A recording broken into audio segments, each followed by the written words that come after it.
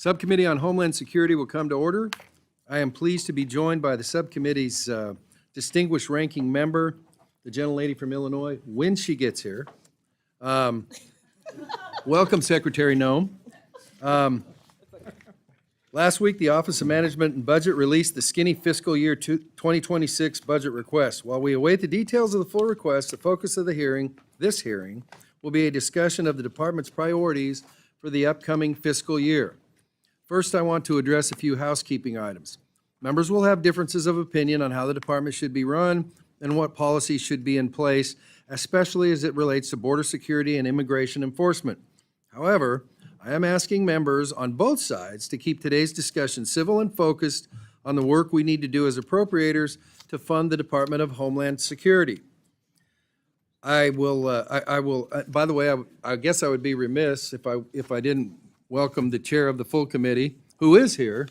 But now I'd like to turn to my colleague, Mrs. Underwood, for her opening remarks. Thank you, Mr. Chairman, for holding this hearing to conduct oversight of the Department of Homeland Security, and welcome Secretary Noem to your first hearing here. On this subcommittee, our job is to keep our country safe and to safeguard our values as Americans. Last year, working together, we secured consistent increases for border operations funding and helped bring encounters at the southern border down and seizures of narcotics, including fentanyl, up through critical investments at our ports of entry, CBP officers, and increases to Homeland Security investigations.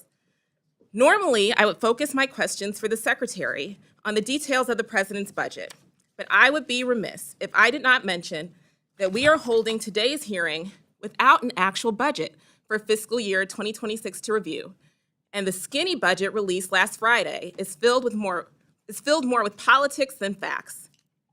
So, let me begin with some facts that I think are important for the American people to hear about what you're doing with their money. Because 3 months into this administration, America is more vulnerable than it's ever been. Our homeland is not secure.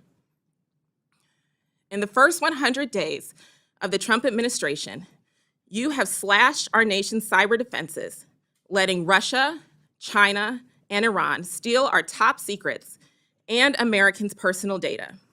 You've wasted hundreds of millions of dollars on illegal detention and deportation, including some people who are trying to come into this country, quote, the legal way within our broken immigration system, despite, by the department's own admission, southern border encounters already at record lows. Sent emails to U.S. citizens that read, please leave the United States immediately. Removed U.S. citizen children, including those with terminal illnesses. Raised the price tag of future disasters by cutting billions from projects across the country to make our infrastructure more resilient, including a bipartisan program that was enacted into law by President Trump himself, and taken millions of dollars away from the DHS workforce and operations for what appears to be taxpayer-funded political advertisements. During our Member Day hearing last month, I also raised the unacceptable and unconstitutional decisions this administration has been making with the funds provided to the department by this committee, including the sudden and unexplained termination of DHS grants to states, universities, and nonprofit organizations, the cancellation of the Disaster Relief Fund's BRIC program, violations of the Fifth Amendment right to due process enshrined in the Constitution, and reductions in force of parts of the department's Office of Civil Rights and Civil Liberties, Office of Citizenship and Immigration Services Ombudsman, as well as the Office of the Immigration Detention Ombudsman. I also have serious concerns with the administration's decision to revoke the bargaining rights for DHS personnel, with an exception made for unions that have vocally supported the president in the name of efficiency and combating waste, fraud, and abuse, but without any evidence to back those claims. Mr. Chairman, these are programs that Congress debated and ultimately funded. Our role as appropriators is to write the law and responsibly fund the government, and the executive's role is to execute that funding pursuant to the law. It is no secret the administration has ramped up immigration detention beyond what Congress funded. Increases to ICE at the expense of other national security programs and initiatives that members on both sides of the aisle voted for undermines our core work and congressional intent. DHS is cashing checks it simply doesn't have in hopes that reconciliation passes and will cover their shortfall. That is an incredibly risky strategy and only sets up essential national security agencies for failure or violations of the Anti-Deficiency Act. How does that secure the homeland? There have been bipartisan discussions surrounding the organizational structure of the Department of Homeland Security, whether it's making FEMA an independent agency or transferring components like the U.S. Coast Guard or the U.S. Secret Service to other departments. We will never shy away from discussions about how we can improve the department, but absent an enacted law from Congress making changes to the department's organizational structure, this subcommittee will continue to conduct oversight over all existing DHS components and provide for their continued funding in the Homeland Security bill. I know that there are many areas in this bill that share bipartisan support, and I am so proud of the relationship that Chairman Amodei and I have built. I know that even in this highly partisan environment, he and I are committed to welcoming ideas for how to improve the department and better manage the department. But the Trump administration's actions have pushed us to unprecedented and to a sobering moment. America is a democracy, not a dictatorship. In a democracy, we are organized around the rule of law, and those laws are based on a core set of constitutional rights. You may be familiar with the Bill of Rights. It includes the Fourth Amendment, which forbids unreasonable searches and seizures, the Fifth Amendment, which guarantees the right to due process, and the Sixth Amendment, which protects the right to a fair trial and legal counsel.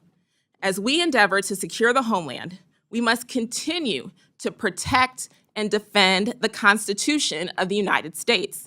That is not a secondary mission. Let me conclude and take a moment to recognize the dedication and commitment of the women and men of the Department of Homeland Security who carry out the department's vital missions that help protect the American people from a wide range of threats. Again, I want to thank the chairman for holding this hearing. Mr. Chairman, I look forward to working with you on a bill that reflects those shared priorities, keeps our country safe, and upholds our shared values as Americans. I yield back. Thank you, Madam Ranking Member. The chair now recognizes the chairman of the Full Appropriations Committee, Mr. Cole, for his opening comments. Thank you very much, Mr. Chairman. Before I go to my prepared remarks, I just want to say what a pleasure it is to see our former colleague here and how proud we all are of you, your success as a governor, your success in this administration in its opening days. I don't know anybody that's been more effective in less time than you have, and the men and women that you lead and clearly lead so effectively. So I just want to thank you so much, honestly, as a friend and a colleague, but somebody that really appreciates the public service that you've already rendered this country in multiple ways. We're proud of you.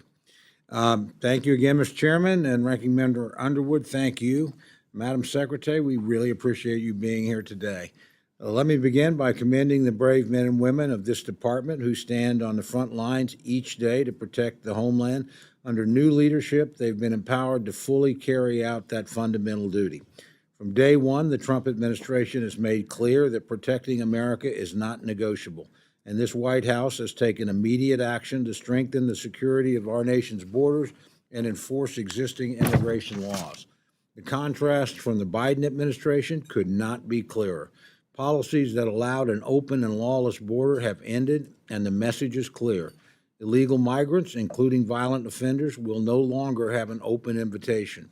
Criminal cartels and traffickers will no longer be enriched, and the safety of our citizens will no longer be put last. In less than 100 days, we've watched our southern border go from chaos to closed. The decisive actions and common sense measures of the Trump administration have led to an historic turnaround, driving illegal crossings to record lows and ensuring removal of dangerous criminals. President Trump and his cabinet, particularly you, Madam Secretary, have delivered on the promise to have the most secure border in modern American history, and our nation is safer as a result. It's imperative that investments for effective border security enforcement are strong, and I'm dedicated to working with the members on this committee and across the Capitol to ensure the department is properly resourced. Secondly, I appreciate that the DHS mission doesn't end here. Living in Tornado Alley, Oklahomans are no strangers to devastation caused by natural disasters. Even now, a slow-moving storm and record-breaking rainfall is responsible for significant flooding in my state that's already resulted in the loss of life and a state of emergency declaration by our governor. When state and local resources are exhausted, we do rely on FEMA to bring additional capabilities that save residents, remove debris, and help our fellow citizens rebuild.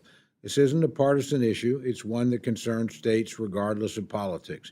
I look forward to a discussion on ways to reform FEMA and improve federal emergency response capability while eliminating inefficiencies and wasteful spending. Programs like the Building Resilient Infrastructure in Communities, or BRIC, grants have provided many communities with the means to mitigate the next disaster before it strikes, potentially saving taxpayers even more money. I support efforts like these that give local communities, including those in rural Oklahoma, resources to prevent further destruction. Madam Secretary, I know we're both committed to ensuring a safer and stronger communities across our nation. And thank you again for being here today. I look forward to your testimony. More importantly, just thank you for the job you're doing for the American people. The results have been spectacular and immediate, beyond, I think, what any of us could have expected. And that's in no small measure to the manner in which you've led. So we're grateful for your service. With that, Mr. Chairman, I yield back. Thank you, Mr. Chairman. The chair wishes to put on the record that I have received no requests from anybody in the administration, the minority, or the majority that I do an opening statement. Accordingly, I will not be doing one. Not unusual. Madam Secretary, without objection, your full written statement will be entered into the record. With that in mind, we would ask you to summarize your opening statement to within 5 minutes. But, gentlelady from South Dakota, the floor is yours. Well, thank you, Mr. Chairman, and thank you, Ranking Member Underwood, and members of this committee for giving me the honor of being before you today. As a former colleague of the House of Representatives, I recognize the important role that you play in oversight over the federal government and our agencies, and I'm grateful for the chance to come here and talk about all of the good work that the Department of Homeland Security has done, the employees and the people who walk alongside us each and every day to follow through on what President Trump has committed to the American people, and that is to make America safe again. Today, I'm very proud of the accomplishments that we've tackled, and we've delivered the most secure border in American history. At the southern border, we have obtained near total control with daily encounters now down over 93% since President Trump took office. March saw the lowest number of border encounters in recorded history in the history of the United States of America at just under 7,200. That means that there were days where we had less than 200 encounters, which again is the lowest in recorded history. Under the previous administration, U.S. Customs and Border Protection was at times encountering over 15,000 people a day, which mean efforts were diverted into processing and facilitating an invasion of our country instead of doing their jobs. This astonishing turnaround is a testament to the resolve and to the leadership of President Trump to make America safe again, and it is accomplished by the incredible work of the people of the department.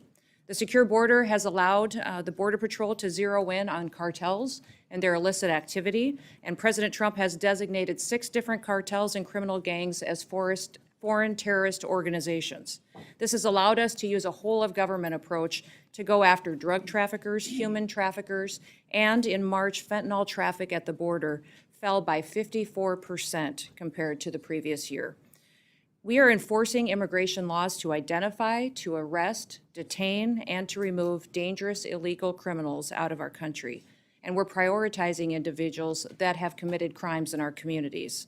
Aliens are a threat to our public safety and to our national security, and especially those that are affiliated with terrorist organizations such as Tren de Aragua and MS-13. This includes those who have final orders of removal in place, are a priority for this administration. We've also worked with President Trump on his America First trade agenda through the U.S. Customs and Border Patrol actions and enforcement. The Biden administration hollowed out America's industrial base, and they shipped our jobs overseas. Well, President Trump is changing all of that. His actions are proving that tariffs are an effective negotiating tool to address trade imbalances. And in fact, companies are reshoring jobs here in America every single day. The Department of Homeland Security is reforming and rethinking federal improvement in our involvement in emergency response and management as well. President Trump recently announced new members to the FEMA Review Council, which I will co-chair with the Secretary of Defense. Now, this council is charged with fixing a broken system, and it is a system that will, when fixed, return power to state emergency management directors to make America safe again. And we're also taking steps to defend the nation's transportation systems, which are vulnerable to targets and attacks. The Transportation Security Administration is responsible for ensuring the security of all of those that travel. In a single day, there are over 45,000 flights and nearly 2.9 people travel on our airlines and our passengers in the United States.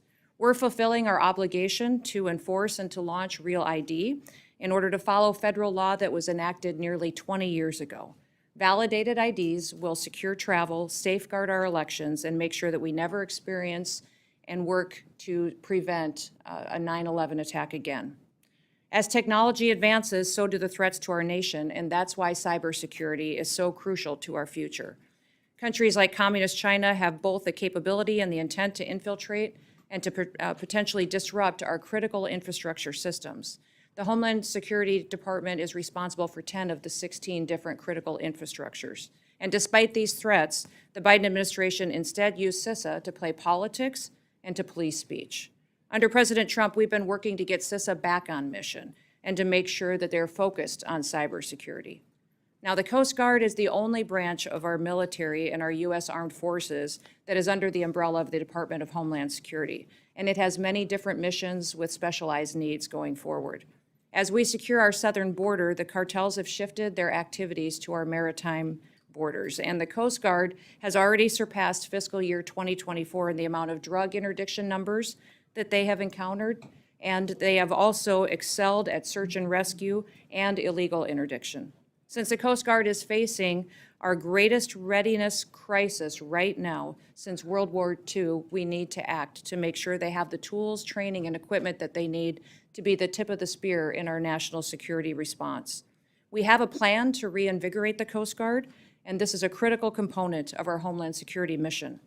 Now, with Force Design 2028, which some of you may have heard about already, we will transform the Coast Guard into a more agile, capable, and a responsive force. And since I took office, one of the responsibilities that I have is reforming the Secret Service in the wake of the July 13th assassination attempt on President Trump. We have reassessed the Secret Service's needs. We've refocused recruitment away from what the Biden administration was prioritizing with DEI objectives, and instead bring people in with experience and with training that align with the agency's zero-fail mission. These accomplishments are just a portion, Mr. Chairman, of what the department has achieved in just 100 days. And with the support of this committee, we'll be able to make the department more efficient and more effective into the future. I want to thank Chairman Cole for his kind words. It has truly been one of my greatest honors to have been able to serve with him in his advocacy for the people in his district, but not just the people in his district, but the history to which he's represented the people of the United States. He's a true statesman that works across the aisle to come up with solutions. I'm so grateful for all of you, but I'm grateful for the people that work every day in the Department of Homeland Security. They are examples of bravery and dedication, patriotism, and perseverance. It's our responsibility to give them the resources that they need to meet the challenges of the day, to give them the training and equipment that they rely on to be successful for the American people. But we also have to remain accountable to the American taxpayer and make sure that we're spending money appropriately and where it should be spent to serve them the best. So thank you for the opportunity to be here today. And with that, Mr. Chairman, I look forward to your questions. Thank you, Madam Secretary. I'm going to hold off on my questions until the members have got done to see if some of them are duplicative. And so, Ms. Underwood, the floor is yours for questions. Thank you, Mr. Chairman. This weekend, the president made the remarkable statement that he, quote, doesn't know whether he has to uphold the Constitution. You, however, have taken a different position, both in your confirmation hearing and when you took the oath of office. You said that you were committed to complying with the Constitution. Do you still stand by that statement? Absolutely. I believe President Trump Excellent. as well. Let's start with Article 1, which gives Congress and only Congress the power of the purse. No money shall be drawn from the Treasury, but in consequence of appropriations made by law. But this administration is freezing, terminating, and even clawing back federal grants and awards that were already signed into law. These are taxpayer dollars that were appropriated by Congress for the specific purposes that we laid out. So, Secretary, let me ask you, do you believe the administration has the authority to subvert appropriations law to freeze and terminate congressional funding? The administration and the Department of Homeland Security used our authorities that we have to evaluate every grant that was in front of us and meet statutory requirements, but also to make sure that they were being spent appropriate. So, of What course, we the did through president these is within grants his was to authorities. make sure that Ma'am, we this is went my time. forward. Thank you so much. Of course, the president is within his authorities to drive policy decisions within the bounds of federal law and the Constitution, but that's not what you've been doing. What I'm asking is whether you believe you have the authority to ignore appropriations law. Do you believe that the Constitution gives the executive branch unilateral authority to withhold funds appropriated by the legislative branch? We have evaluated grants to make sure if they're being spent appropriately, and work that is underway and was authorized has continued. Other grants that have not been started and have not been authorized or obligated, we have reevaluated. And I think you're talking specifically about grants potentially within FEMA that were non-disaster related grants. I'm talking Those broadly, ma'am, programs are and being- Article 2 does not give the executive the authority to withhold funds, period. And multiple courts have weighed in to agree. Multiple courts have ruled in agreement. Congress controls the power of the purse. We are That is not- a fact. That's not we a are- question. That is a fact. And so if the president disagrees with certain spending, Congress passed the Impoundment Act to create a legal process to seek rescissions, and we expect him to follow the law. This administration is not just ignoring the constitutional power of the people's elected representatives. It is also violating the fundamental right of individuals. Do you believe that the Constitution grants everyone in our country the right to due process, including non-citizens? The administration has the authority to. Ma'am, look I'm at looking for a how yes or grants are no spent and question. to Yes or no. Do you believe the appropriate them as yes, appropriate. ma'am? Do you, We have ma'am? not conducted in Reclaiming any my kind time, of Mr. impoundment. Chairman. Time is yours. Okay, Secretary Noem, I'm just looking for a yes or no here. Do you believe the Constitution guarantees due process to everyone in America?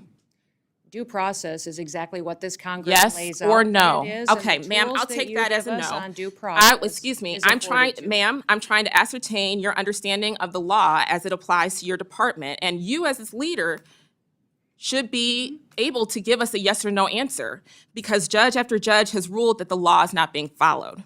Do you believe that the U.S. government has the authority to deport American citizens? No, and we are not deporting great. U.S. citizens. I'm so happy to hear that you do not believe that the law gives you that authority because the federal government has no authority under U.S. laws to deport any American citizen. And as I know, everyone viewing this hearing today knows that several American citizens have been deported to haven't. date. That is not Secretary true. Noem, that was not a question. Secretary Noem, that oath that we both swore before taking office was to protect and defend the Constitution of the United States, not the president, not a political party, the Constitution. And that's what we're going to keep doing here at the Appropriations Committee. Thank you. I yield back.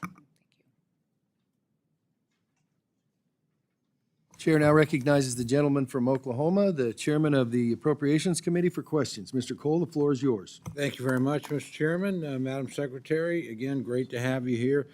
In your service, you've prioritized detaining and removing literally the worst of the worst in our country that have arrived here illegally, including those who have committed violent crimes against our fellow Americans. I think we're all in support of that effort. Can you tell us, and you may not have this information, I'm just curious, how many illegal aliens have committed serious offenses against our own citizens? Yeah, there are tens of thousands of illegal aliens that have committed crimes against individuals in this country, and we have worked very hard to make sure that those are the individuals that we're going after and deporting as soon as possible. There have been over 160,000 repatriations targeting these individuals, returning them back to their home countries, and facing consequences and legal action because of that. President Trump has told us to make these individuals a priority and to also make sure that we're identifying those with final removal orders to remove. And overwhelmingly, the American people have supported this. One of the things that I would say is that was unfortunate was the Biden administration closed an office within ICE that helped us better track criminal activity by illegal aliens and to give resources to those families, to let them be informed on when cases were in court, if the perpetuator of their crime was going to be released, if they were in custody. The Voices office within ICE was opened under the first Trump administration, and President Biden closed that office, I believe, to cover up exactly how many crimes were committed against people in this country by illegal aliens. We have reopened that office. We believe that that data would be helpful, and they're continuing to work with people who have been victims of illegal crimes and illegal alien activity in this country. But those data and that information, I don't think we'll ever truly know how much crime was committed and how many were committed against American citizens because the Biden administration refused to track those victims and those crimes as they were perpetuated. Well, I commend you for reopening the office. Let me, just as a quick follow-up, ask you, and again, this may be information that is not readily available, but I'm curious if we know how many illegal aliens currently have final orders for removal from an immigration judge, and we just haven't had an opportunity to execute those orders.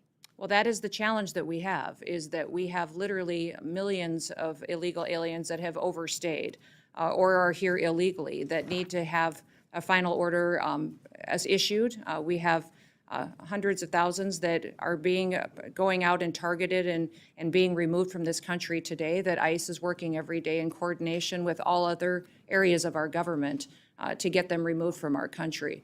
But we do have a backlog, because this was not a priority under the last administration. So we have up to 1 million cases that are backlogged that need to be processed by an immigration judge in an immigration court in order to make sure that we are having those final removal orders and that we can take action on them.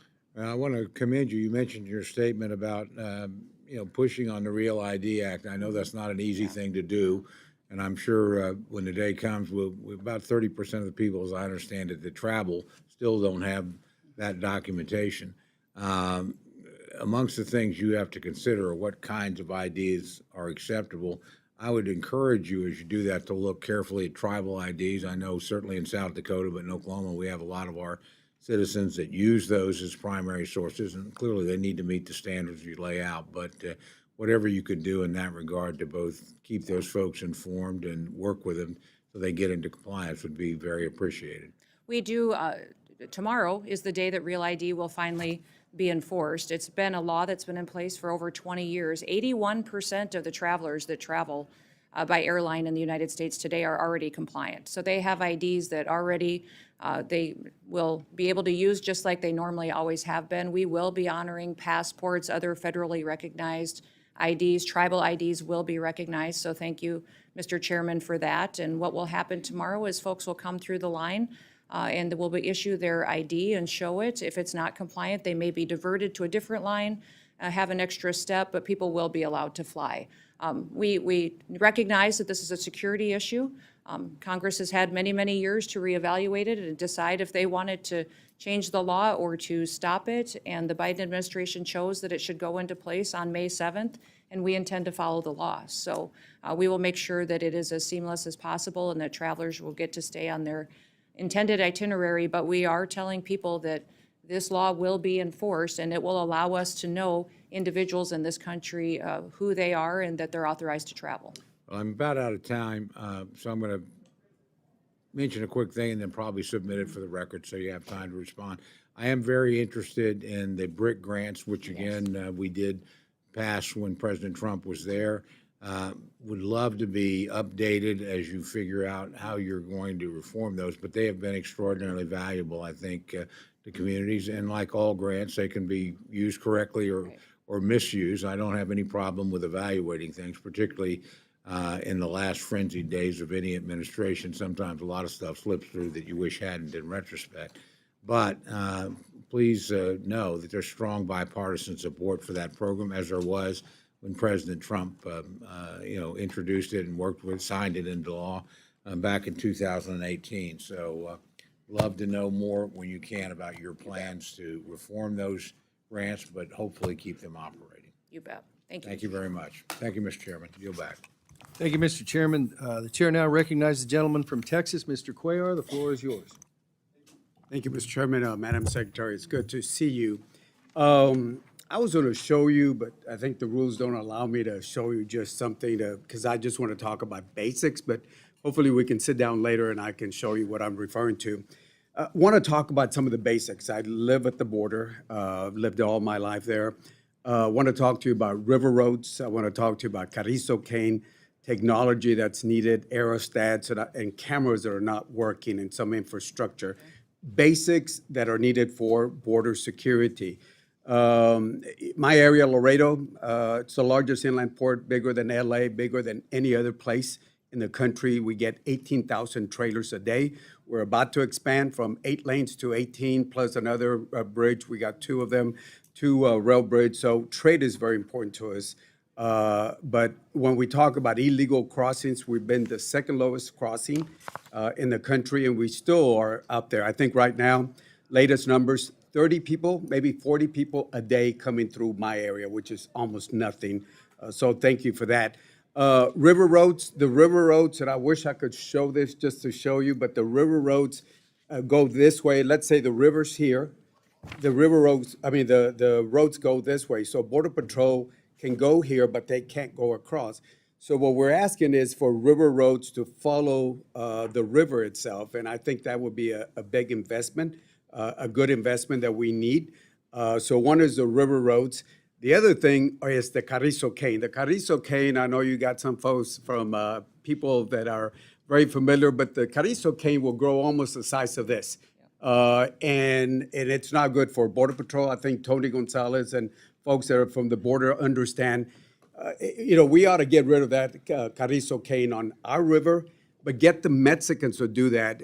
I'll show you the maps, and I know you've been out there, but it shows you the Carrizo cane is on both sides. If we can clear that up, get the Mexicans to do that, that will be good for Border Patrol. So river roads, Carrizo cane, technology in my area, only 1/3 of the cameras are working, and if you ask some of the other Border Patrol, they're not working. Basically, they're using the RVS, which is an old model. They're trying to get the AST towers where more better to use, or whatever technology. But this old technology is like going to a car and you fix it, and they keep coming. The same thing they're doing right now, they keep bringing folks who are coming in to fix it up. 1/3 of the cameras are working, 2/3 are not working. That's not right. Procurement process needs to be better so they can move faster to buy that technology. And finally, there are dead spots. Even now, with the modern technology, Border Patrol can be in certain areas and dangerous areas, and they don't have the technology and radio that's working. Aerostats, the military has a lot of them in surplus. The problem is in the past administrations, they've hired contractors that Homeland was paying too much money. So we need to look at those aerostats that are available from the military surplus itself. Border Patrol, I think right now we got 19,327. We funded 22,000, and we need to hire more. OFO, the men and women in blue, were at 26,334. We're still below the modeling, so we need to hire those officers. So those are some of the things, and I know I gave you a whole bunch of things, but there's the basic things that are important to Border Patrol.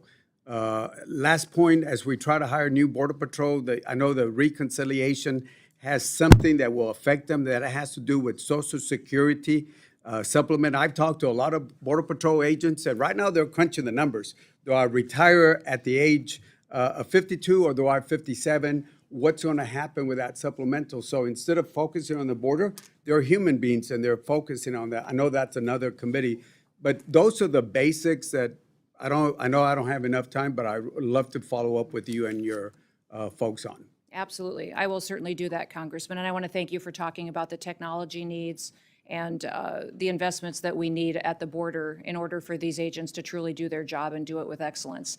I will tell you that recruitment at CBP is up over 50%.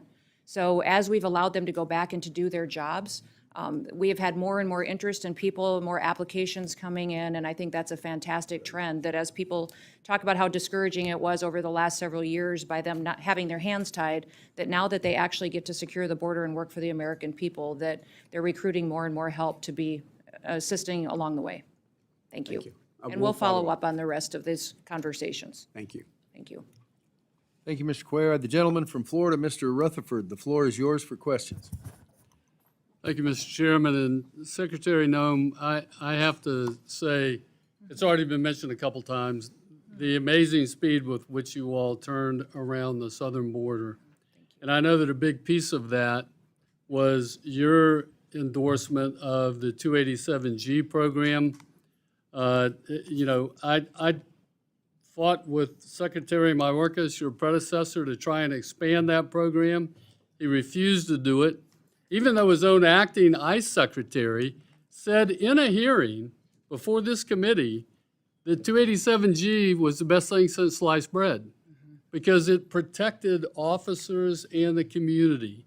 And so I want to thank you for that. You all came in and overnight, it seems, added 300 agencies to the 287G program.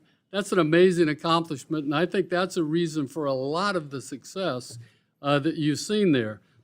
In fact, my own agency, where I had started 287G back 15 years ago, we were part of Operation Tidal Wave, and just great success in Florida with all the sheriffs and chiefs coming together.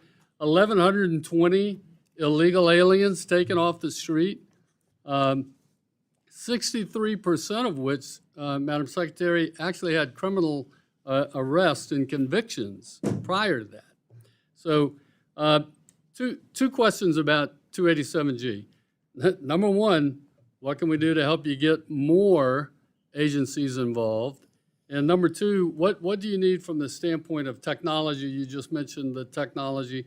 What can we do to help you get those agencies trained and the technology that they need to get into those databases so that we can actually run these 287G programs, which are better than sliced bread, at top efficiency? Yeah, well, thank you, Congressman, for talking about this program, because it is incredibly important to our strategy of having the enforcement that we need to really address the criminal activities that we've seen out on the ground. 287G is a partnership between our officers, ICE, CBP, that brings everybody to the table. It's an agreement that's signed with local law enforcement or state law enforcement that allows us to operate in a task force model to go out and make sure that we're having more bodies, more people a part and backup of these operations on the ground going after dangerous criminals.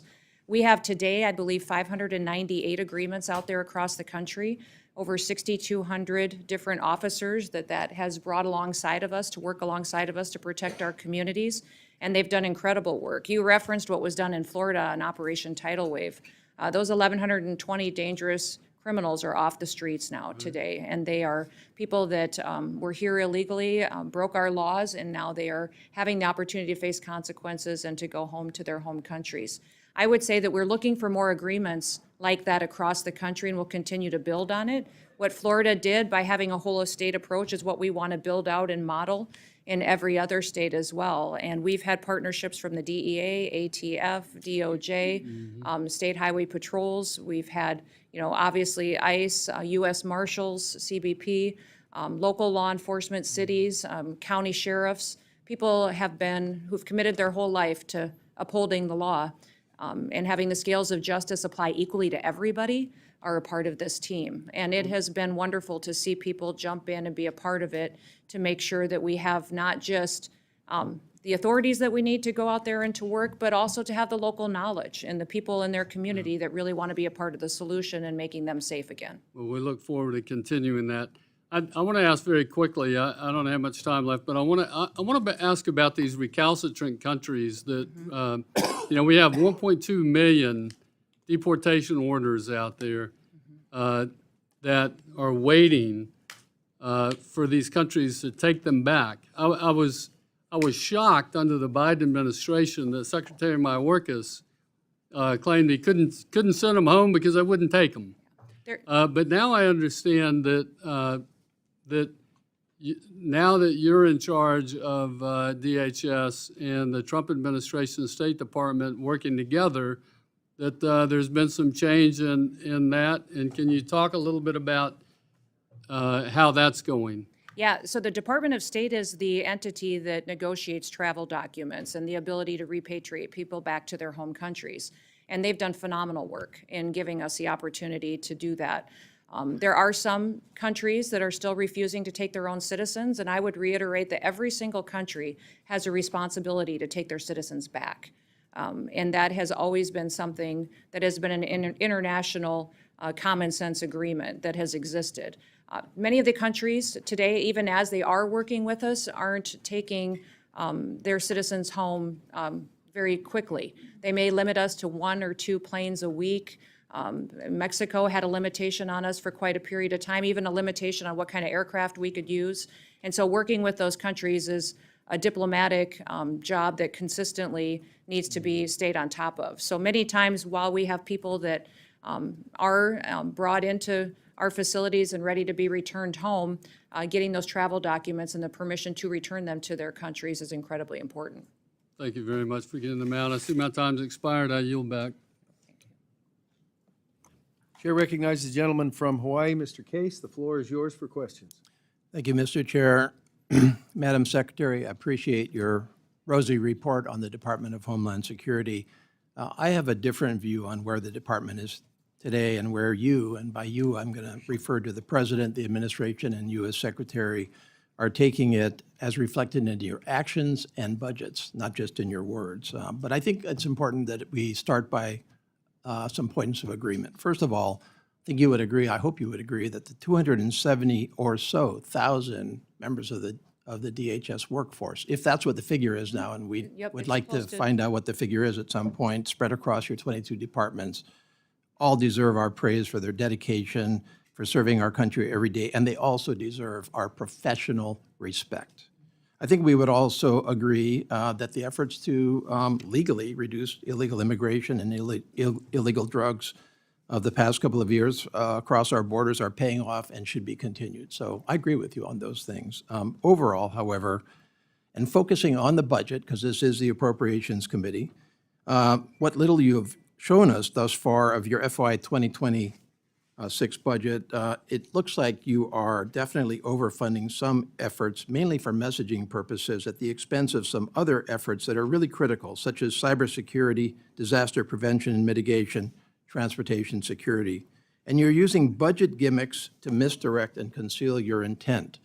On your budget gimmicks, you claim a 65% increase in DHS's overall budget, targeted at the border, drugs, and the Coast Guard.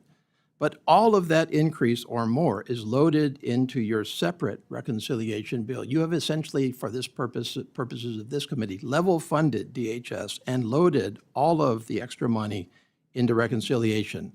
First of all, aside from completely sidetracking this particular committee, which is supposed to be doing that funding, you should know, if you don't already, that this is not an appropriate use of reconciliation. It's intended to maintain the illusion of responsible budgeting. It certainly is holding needed DHS increases, which many of us would support in other situations, hostage to your overall reconciliation plan of continuing tax cuts for billionaires and slashes in critical programs like Medicaid. So the question I have, and it's a rhetorical question since I'm making a statement here, is why don't you just come into this committee and say it straight? We need a 65% or more increase in DHS to actually protect our national security. Your increase is also heavily skewed to the border generally and CPB specifically, some $20 billion, all of it in reconciliation. And nobody disputes that CPB needs help. I've been to the border 3 times myself. I've spent time with the agents, and certainly personnel and equipment costs are necessary. But a question that I have from an oversight perspective is, If you are claiming such success at the border, which without spending all of this extra money which you're now asking for, do we need to do that at the expense of other programs? And I mean the non-personnel stuff. You're also loading half of your reconciliation increase into the U.S. Coast Guard, $21 billion. And everybody agrees that the Coast Guard needs help. It's critical in the Indo-Pacific, where you have actually withdrawn from the Indo-Pacific, which I think was a tremendous mistake. Why don't you just ask for that in your base budget rather than trying to hide and extort it in reconciliation? Your budget also ignores and even attacks other critical functions of DHS, the Cybersecurity and Infrastructure Security Agency, or CISA, which I think we would all agree is critical to direct national defense, but also civilian infrastructure, which is the most exposed right now, and the reliance of foreign countries on our expertise to help them with their cybersecurity, and yet you propose to reduce CISA by 20% in your base budget. And I don't think that you can claim that that's all somehow Biden misdirection. FEMA, another example of misbudgeting in my view. You, first of all, collectively have directed very incorrect and outright mean criticism at FEMA, which is just undeserved by FEMA. And it's time to put the political campaign behind us and acknowledge that FEMA is doing a good job. They did an outstanding job on Maui, and I sat with them on Maui when they were trying their very best and did their very best while their president was criticizing their work. We don't need this, and further, we certainly need to fund them adequately. Transportation Security Administration, same basic observation, a critical agency which you have not adequately funded. So fundamentally, my time is running short. Obviously, this is a critical agency.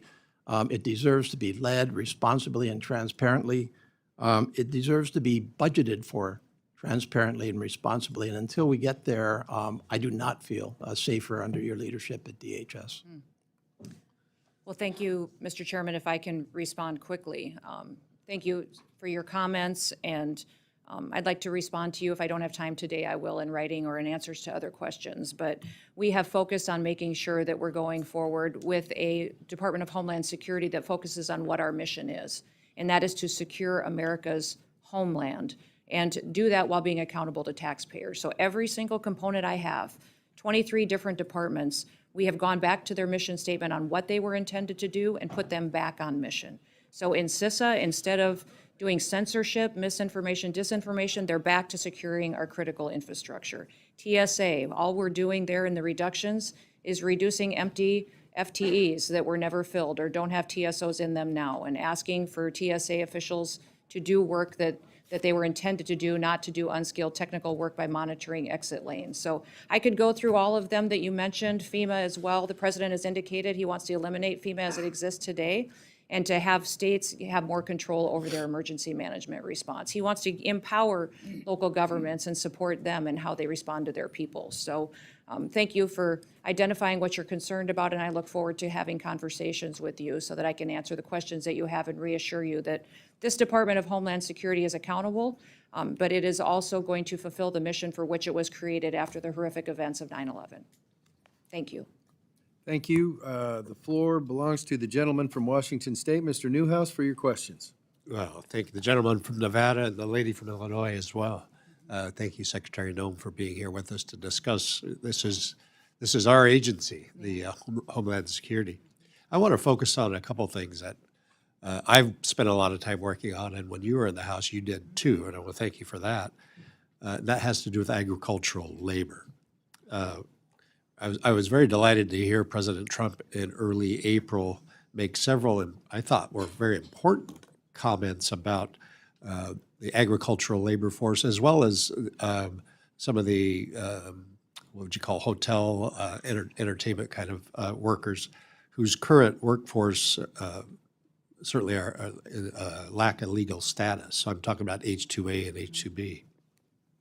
He proposed a plan to allow undocumented agricultural workers an opportunity to touch back with the ability to come back to the United States with achieving a legal status. I can't overestimate or overstate the importance, as you know, of an agricultural labor force to produce food and fiber in our country. So I wanted you, if you could, provide any kind of an update that you could share with us on the discussions there at the cabinet level. But also, in that same vein, a major cattle producer and processor in Washington and Idaho recently shared some of their concerns with I believe it's called the termination of parole process for Cubans, Haitians, Venezuelans, and Nicaraguans. Apparently, the workforce there, up to 15% of their workforce is made up of people from those countries.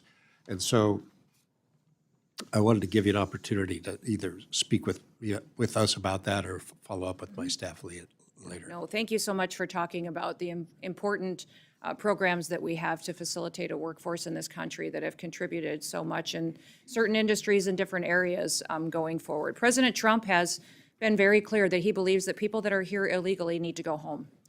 He has backed that up with his policies that you don't get to come into this country and have the law apply to some people and not others, that the scales of justice should apply equally to everyone, and that individuals who are here illegally need to face consequences for that and go home. I think one of the reasons that you've heard us recently talk about self-deportation is because our preference is that the individuals who are here illegally self-deport. We will facilitate purchasing their plane ticket and a stipend once they return to their home country, so they have the opportunity to do exactly what you talked about by touchback. They have the opportunity to come back to America then, and to do it the right way. They will face the consequences for breaking our laws originally, but we want everybody to have the opportunity to be a part of the American dream. If individuals who are here illegally wait until we have to go out and find them, arrest them, deport them, spend up to $17,000 by getting them back home to their home countries, President Trump has been very clear. They will never get the chance to come back. So I would encourage everyone in this country that is in these industries to proactively tell the story. That's why you've seen us aggressively carrying the message to people that the United States is now following the law, that we are now securing our borders, and that we're getting people out of our country who've broken our laws. But if you do work with us, that you will have the opportunity to come back. Those visa programs are ones that we continue to have discussions with the administration, with many of you on. There's some latitude given to the Secretary of the Department of Homeland Security, but I will remind you that Congress consistently maintains the authority to determine how many are issued in this country and if they are issued into the future. And so we always will follow that as that goes forward. And as you talk about the importance of what the work we do at the Department of Homeland Security, I know that working with these folks that are in these different industries, that we will continue to have those conversations with all of you. When we talk about different policies that the department is following, many times it's Congress, it's the House of Representatives and Senate who sets the policy that we are following and gives us the authority to do and take the actions that we are. Okay, very good. Look forward to working with you Yes, more thank on that. And just in the short amount of time I have left, the harbor maintenance tax. Yes. A lot of countries are essentially bypassing that, bringing goods, importing them to the United States through either Canada or Mexico, and foregoing paying any kind of tax that way. Certainly we have a lot of illicit drugs coming through. We need to get a handle on that as well. But in your testimony, you highlighted the importance of the CBP enforcing tariffs on imports, and this seems to be an appropriate place to put a lot of time and energy. I'm going to, just so you know, I'll have some legislation here shortly addressing this kind of stuff, but I wanted to draw your attention to a lot of the efforts that other countries are going through to avoid paying that tax. Yeah, thank you for pointing that out and for talking about it in this committee hearing, because I think a lot of people don't realize that that's one of the factors that we're dealing with too at the federal level, is having other countries unfairly manipulate their processes to avoid paying what is due to the American people. Since President Trump has been in office, CBP has made 21 different enforcement actions on tariffs. So they've put in place that many adjustments and changes to other countries as goods and services come into this country, and have done it with excellence. I'll remind everybody that CBP is the oldest law enforcement agency in the country and has collected tariffs for many, many, many years. And so They have adjusted and done well with President Trump negotiating with these countries to finally treat our consumers and our country fairly when we've been so mistreated in trade agreements in the past. Well, thank you. But that is a part of the discussion that the president continues to have with these other entities that have manipulated that. Very much appreciated. Thank you, Mr. Chairman. The gentlelady from Texas, the floor is yours for questions. Thank you, Mr. Chairman and Madam Ranking Member. Secretary Noem, thanks for being here. Appreciate it. I'm proud to represent my border community of El Paso, Texas. Born and raised there, third generation border resident. My kids are fourth generation. I have a lot of questions, and I've structured them in a way that they should be simple yes or no. So I'm going to ask that you please respond as simply as possible so I can get through as many of my questions as possible. My first question is, when the Department of Homeland Security makes a mistake, will you assure this committee and Congress that DHS, that you will acknowledge that mistake, take accountability for it, and rectify it, most importantly? Yes. Thank you. And I'll follow back up with that question. I want to first, one of the first topics I want to talk about is what President Trump said recently: homegrowns are next. And I'd like to enter into the record an NPR story. Homegrowns are next. Trump hopes to deport and jail U.S. citizens abroad. I was happy to hear your acknowledgement that that is not legal, but I am curious about the reconciliation bill and the appropriations requests that you will make. Will any of the funding, either through appropriations or through reconciliation, be used to execute this policy idea of Donald Trump's, which is deporting U.S. citizens abroad? We have not deported any U.S. citizens, and so that false media narrative that you've heard out there just simply isn't true. Well, what I would say. So my question, yes or no, will comes the to reconciliation or reconciliation and the appropriations dollars be that- used for that? The reconciliation dollars that we've asked for is $175 billion that will be focused and is reflected But in yes what the or no, president will it be released. used for those purposes which we are- Donald Trump acknowledged We're is going a to continue to use the policy? authorities and follow the Constitution to Okay. implement All right, policies that will make reclaiming my sure- time. I'd like to now focus on U.S. citizens who were deported. In fact, 3 children so far, likely more children. One of those children with cancer who was deported without the medication necessary to address that child's cancer. Again, a U.S. citizen. The lawyers have said that they were not given, the family was not given an opportunity to make plans for the kids. And so they were deported, essentially, again, U.S. citizens. I have a question about the forms that ICE is supposed to utilize when engaging with parents who have children, the parents who are being deported, and the U.S. citizen children. One of those forms is ICE Form 71-078, or the Caregiver Designation at Arrest form. Were any of the individuals who were deported, who had U.S. citizen children deported with them, were they given an opportunity to sign that form? When these, the specific cases that you're referencing with these children, it was the parents' choice to take their children with them. And did ICE Which it is the follow policy of through the on the Trump policy? administration to keep families together. Ma'am, That is what we have ma'am, continued reclaiming to my do, time. is that I these told you at the children, top of this, their ma'am, parents took- ma'am, reclaiming my time. I said that the questions are really simple, yes or no. Was that form used in any of those cases? I will get back yes to you or on no? that Okay, specific form. I perfect. don't know the Thank number, you. but I do That's- know these mothers went Okay, on thank the you. record The filling second out form, paperwork ma'am, and in reclaiming my interviews time. reiterating Ma'am, they wanted please, to keep their ma'am, children with them. reclaiming my time. I'd like you to avoid the filibuster so I can get to all my questions, please. Answering your questions So with that. the second ICE form that I'd like to ask you about is ICE Form 71-76, which is also, it's pre-removal parental interests election form. Can you get back to me on that? Were all of the parents allowed to sign that?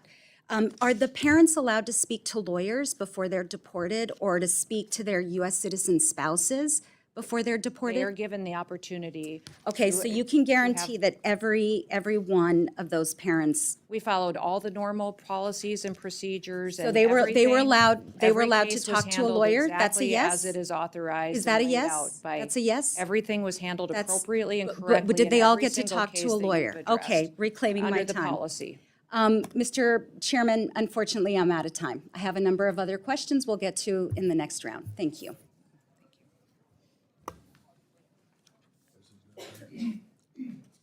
Gentleman from Arizona, Mr. Siscomani, the floor is yours.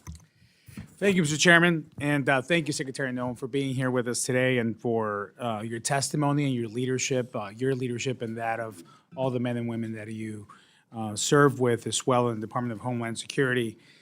Like you, I come from a border state, and though the northern and southern borders are vastly different, I know you understand firsthand the challenges that our communities at the border face, as well as the value that they bring also to our states and our region. The security that this administration has been able to deliver to our southern border is, in such a short period of time, is astounding and so well appreciated by those who live and work in these communities. I know I hear it all the time. This is the number one feedback I get from my constituents regarding the results that we've seen from this administration, and your leadership has played a key role in that, so thank you. In the district that I represent, which is much of the Tucson sector of Border Patrol, we have historically seen high numbers of gotaways. I understand there have been around 65,000 gotaways this fiscal year. What resources or what resource investments for both technology and infrastructure are you planning to make, and how those will be reduced in numbers for the future? The gotaways, of course, are troubling. We've seen a lot of the reported numbers come down, but these gotaways, that's I know it's a key issue for you as well, and a focus. So on that, and then particularly, could you speak onto the technology that we'll be using in these rough terrain areas like Southern Arizona, which is so different from other border areas, including my friends in Texas. When you go to Arizona, it's just broad terrain, rough, some areas, hard to even build any kind of barrier or wall. So technology plays a big role there. Can you speak to that? Yes, thank you so much for talking about the fact that as we've secured our border and as we've addressed the challenges and in the areas of the southern border and northern border where we saw a lot of folks crossing illegally, and we've put more resources in those areas or what was necessary to really follow our federal law and keep American people safe. We've seen that some of the traffic has pushed to other areas, maybe areas that weren't well-traveled before, and now gotaways are trying to take advantage of that. They also have pushed heavily towards the maritime borders and out into the waters. The Coast Guard is seeing much more traffic. They're also seeing the cartel activity out there of trafficking of drugs and human beings and technologies that they're having a difficult time keeping up with. The Coast Guard has been neglected for many, many years, and they don't have the airframe, and they don't have the cutters to keep up and even to manage and maintain the horsepower needs that they have to catch and interdict some of the smuggling activities that are going on. You referenced some of the rough terrain and what we need to do as far as CBP and investment on this border. Frankly, we're going to use the latest and greatest technology that would be available to us as far as surveillance equipment, cameras, satellite images when possible, and also the Aerostar, like Congressman Quaylar was talking about, some of those technologies in areas to help those vulnerable areas have more eyesight, to truly know what is crossing there so that we can interdict it before it comes into our country. I would talk exclusively too about how we've been able to diplomatically work with the country of Mexico. President Trump's strong leadership has helped Mexico be more proactive than they ever were before too. And so in my conversations with government officials, they've indicated to me there could be as many as 500 to 600,000 illegals that never reached our border because when they got to Mexico and heard that our border was closed, they turned around and went back. So a combination of solutions is needed. You absolutely have to have a president that cares about keeping us safe. We now have that in President Trump, but also making sure that we have the people and the equipment necessary for CBP and for ICE to do their job, but then the technology which you referenced, which is needed. We have scanners that we need at ports of entry so that we can scan our shipments, our rail, and even our air freight. Much of that, we don't necessarily know what's coming in containers and small packages. Those technologies are critically important, and why you see a request in increase in funding to address those challenges that simply were neglected for too long under the Biden administration. Excellent. Thank you so much for that. You know, you mentioned the diplomatic conversations as well. I think that's something that doesn't get enough attention of the power of strong leadership in the White House now and the reaction of not only Mexico, but the rest of Latin America on this. I think that's key, and we want to partner with Mexico and other countries on this. With the little time that I have left, do you mind just speaking of the morale of the agents and your efforts on recruiting and retention? I think that goes hand in hand with the technology piece as well. Yeah, the morale of the Department of Homeland Security agencies and departments and the employees that work there is fantastic. We have incredible numbers in recruitment, people who want to be a part of the agency that are signing up and submitting applications. I referenced earlier that CBP has over 50%, I believe it's 54% increase in recruitment. ICE as well, maintaining and excelling at its recruitment efforts and getting officers and people who want to be a part of the team or coming out of retirement. We have the Coast Guard is at 108% increase of its recruitment. People that understand the mission and they want to be a part of the many different skill sets that the Coast Guard can bring to partnering with our military departments, but also going out there and helping at the border and continuing on with their search and rescue mission. And then you look at the Secret Service, because of the recruitment efforts that we've had in putting those agents back on focusing, hiring expertise, hiring experience instead of DEI programs, the Secret Service recruitment is up almost 200%. The applications we've gotten have been fantastic by telling our story and that they can be a part of an agency that protects the most powerful in the world. It truly has been inspirational. So I believe that some of the narrative that the Democrats have used to attack the Department of Homeland Security just simply isn't true. The people that are wanting to come and work for us are inspirational and they're true Americans. Thank you for that. Chairman, I yield back. Gentleman from Texas, Mr. Gonzalez, the floor is yours for questions. Thank you, Chairman, and thank you, Madam Secretary, for being here. I hope you know how committed this committee is to working alongside you and the President to get this done. I mean, here we have the chairman of the full committee sitting throughout the entire duration. So this is just the first of many things. I want to thank you for making your first official trip as secretary. You went to the border, right? You went to Del Rio in my district, and you saw it firsthand. You're not new to this as governor. You were very active along that. So on that note, I want to get your opinion on states being reimbursed for some of the fundings, particularly Texas. What are your thoughts on Texas being reimbursed for some of the funding that we've had to pay for this? Yeah, it's been incredible, the partnership that Texas has put together with the federal government and how they stepped up so many times when the Biden administration did not secure our border. Texas filled the gap. And when I was governor, I deployed my National Guard there to facilitate and help as well, as did other governors in the country, and did what we could to get by until we had a new president that truly cared about keeping America safe.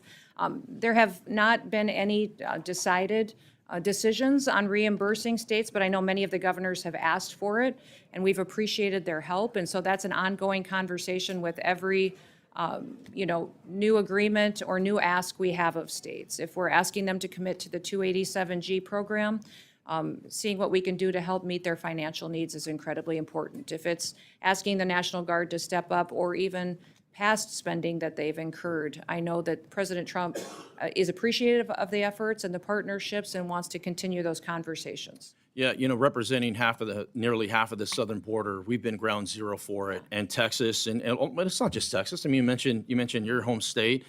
Everyone has really pitched in a big way, and it's not fair. For the last 4 years, a lot of our states have been on our own and had to pay out of pocket. I think it's a great opportunity for the federal government to reimburse some of these states. I'm certainly committed to making sure Texas gets reimbursed for some of the funding we've done along the border. I'll tell you what, it was very difficult to get anything out of your predecessor every time he came before this committee, other than lying to us and saying the border was secured when we know it wasn't. One thing that we did get out, last year I submitted a letter to the ICE director asking him how many convicted criminal illegal aliens were in our country, and this is what I got back.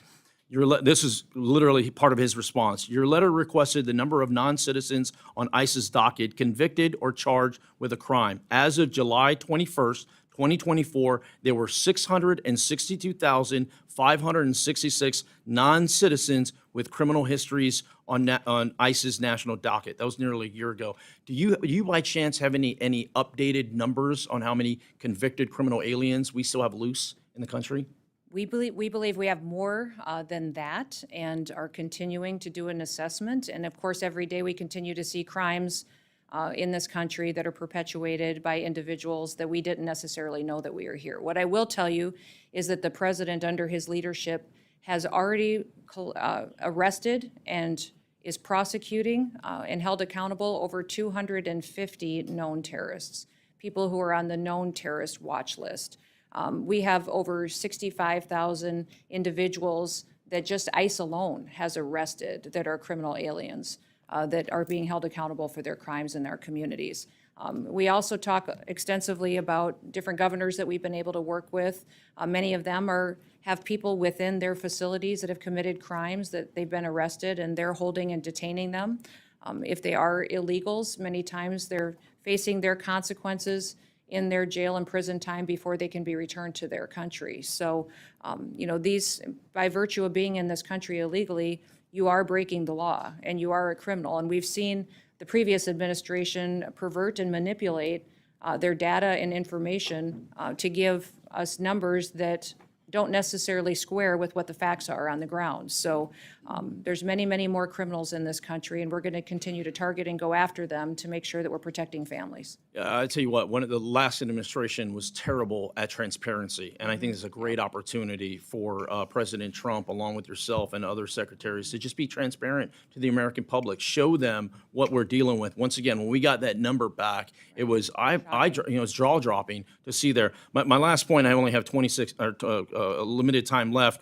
Myself and Michael Guest, my good colleague from Mississippi, both sit on the Homeland authorizing side. We've been working very hard through reconciliation. One of the things that I would highlight for you, we talked about many things, is infrastructure, in particularly checkpoints. Checkpoints not necessarily along the border, but in our interior, both at the southern and the northern border, I think are very, very important. Please don't lose sight of that. In Eagle Pass in particular, that checkpoint is way outdated for the amount of traffic that's been in there. I'd flag that for you. Look forward to working together and chatting more on how we build this out. Absolutely. Great, thank you. With that, Chairman, I yield back.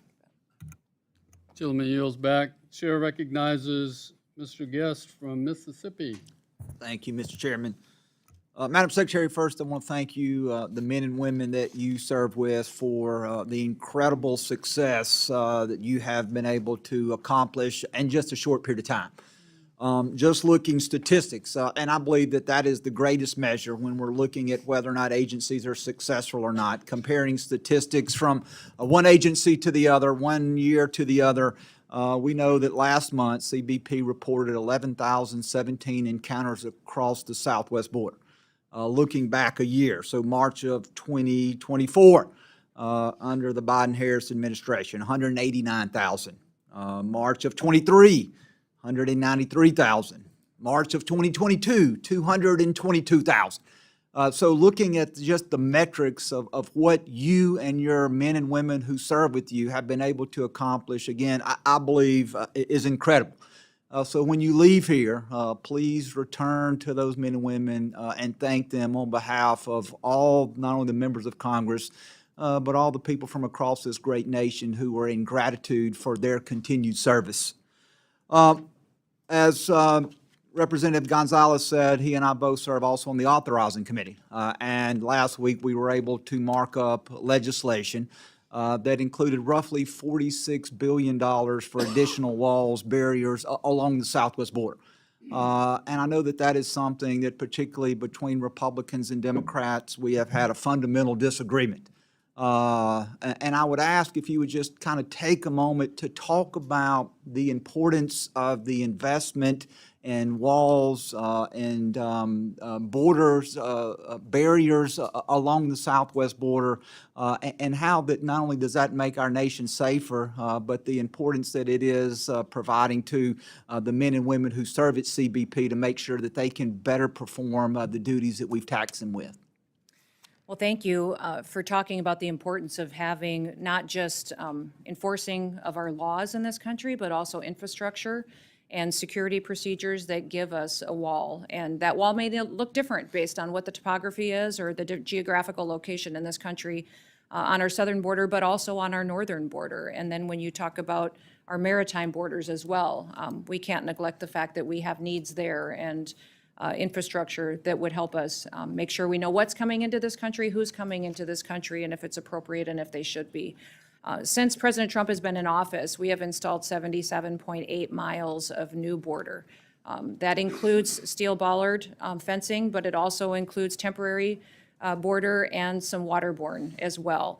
We have 11 contracts that have been awarded to put in over 40 miles of new border as well, and we still have 5 contracts that are pending. And I want to thank you for focusing resources to continue to make sure that we're building infrastructure and building in wall and making sure that we're having what we need for each area to address the concerns that are there. That border wall will be built that is steel in areas that it's appropriate for, but the other areas may require us to do buoys. If we do have, waterborne areas such as, the Rio Grande and places like that, that it is required, and then having technology and cameras and the ability to see distances where we may not have the ability to put in fencing and even concertina wire and panels that would be used and are putting in temporarily right now as well. So the diversity of what happens is incredibly important. We're addressing the needs as they see fit, but we're going to continue to move forward with putting up that infrastructure because it does slow down traffic, it sends a message, and it gives our CBP officers more opportunities to truly address the security concerns that we've had in the past. And Madam Secretary, in the last roughly minute that I have, I want to address an issue that near and dear to my state. March the 15th, we had a series of tornadoes that came through Mississippi. Half a dozen individuals lost their lives that day. It impacted roughly 20 counties, so roughly a quarter of our state was impacted. Shortly after the storms, I, along with many of the other elected officials, we went and we visited those areas that were impacted, and I'll tell you that some of the damage has been extreme. Our governor and MEMA quickly requested disaster assistance, but at this point, the review of that process is still pending. And I understand that that takes time, and I don't want to rush anything. But I would ask you if you could make sure that you could do everything to expedite that request. It is impacting my local jurisdictions with debris cleanup. It is impacting people as they seek to recover. So I would just ask that you would personally see if anything could be done to expedite that request. And with that, Mr. Chairman, I would yield back. Yes. Gentleman yields back. Yes, I will certainly get back to you and follow up with that. I'm not sure if that decision is still with us or at the White House, but I will follow up with you. And I want to thank you for talking about the fact that you're sitting there waiting for the federal government to respond. President Trump's heart is with the American people and recognizes they don't deserve that. If we had the ability to give resources to a state so they could respond in a more timely manner and do a better job than where the federal government has failed, it would be entirely appropriate. So thank you for that, and I'll follow up with you. Thank you, Madam Secretary. The chair now recognizes the gentlelady from Iowa, Mrs. Henson. Thank you, Mr. Chairman. Good morning, Madam Secretary. Thank you so much for joining us. Really appreciate your commitment to getting Homeland Security back to mission. You know, we saw such a straying from that in the previous administration, and President Trump's border security promises were really delivered on day one and continue to be executed on. So I just want to say thank you for that. Under your leadership, those illegal encounters at our southern border are dropping to historic lows. Our immigration laws are finally being enforced. The border wall is back under construction. DHS is finally working again on protecting the homeland. No new laws, but we have a new president and a new secretary, so I want to say thank you. Last year, before this committee, Secretary Mayorkas at the time came before us pushing the Biden administration's $4.7 billion Southwest Border Contingency Fund. All that really was a slush fund, we know, designed to bypass Congress and bankroll those failed policies and sanctuary cities doing their bidding. He claimed it was to manage surges, but those surges were of their own doing, sending a clear signal to illegal immigrants, the traffickers, the cartels, that our border was open for business for them. That wasn't enforcement, that was actual chaos at our southern border by the taxpayers' dime. So I see that as just one of the many blatant attempts for Secretary Mayorkas at the time and President Biden to misuse those taxpayer dollars intentionally without accountability. But again, under President Trump and your leadership, we have reversed course there. Programs like the Shelter and Services Program that enabled that abuse have been gutted, and their funding is now going to real border enforcement. So I'd like to drill down a little bit, Madam Secretary, on the misuse of those dollars under the last administration. Can you walk us through some of the specific programs or activities under the Biden administration that enabled this crisis and how you've worked to unwind those programs? Well, it was the Shelter and Services Program, which you referenced specifically. Those dollars were taken and manipulated to facilitate illegal activity and housing for illegal aliens and criminals that were in this country, and gave them a place to set up shop and to conduct their trafficking, their drug dealing, and also their crimes against their communities that they live in. A prime example is the Roosevelt Hotel in New York City. Filled with hundreds and hundreds of illegal aliens, many of them criminals, part of foreign terrorist organizations such as TDA, and in fact, Laken Riley's killer stayed there, and paid for by the American taxpayer, courtesy of Joe Biden, and those who supported him and his leadership in this country. That's what we're working to address, is to make sure that those dollars are no longer continue to be used in such a manner, and that programs like that have been misused are used for ways that secure this country and really follow through on what the mission of the Department of Homeland Security is. And that's to keep the American homeland safe and secure and to protect our communities. We have many of the grants and different dollars that we have out there being reevaluated.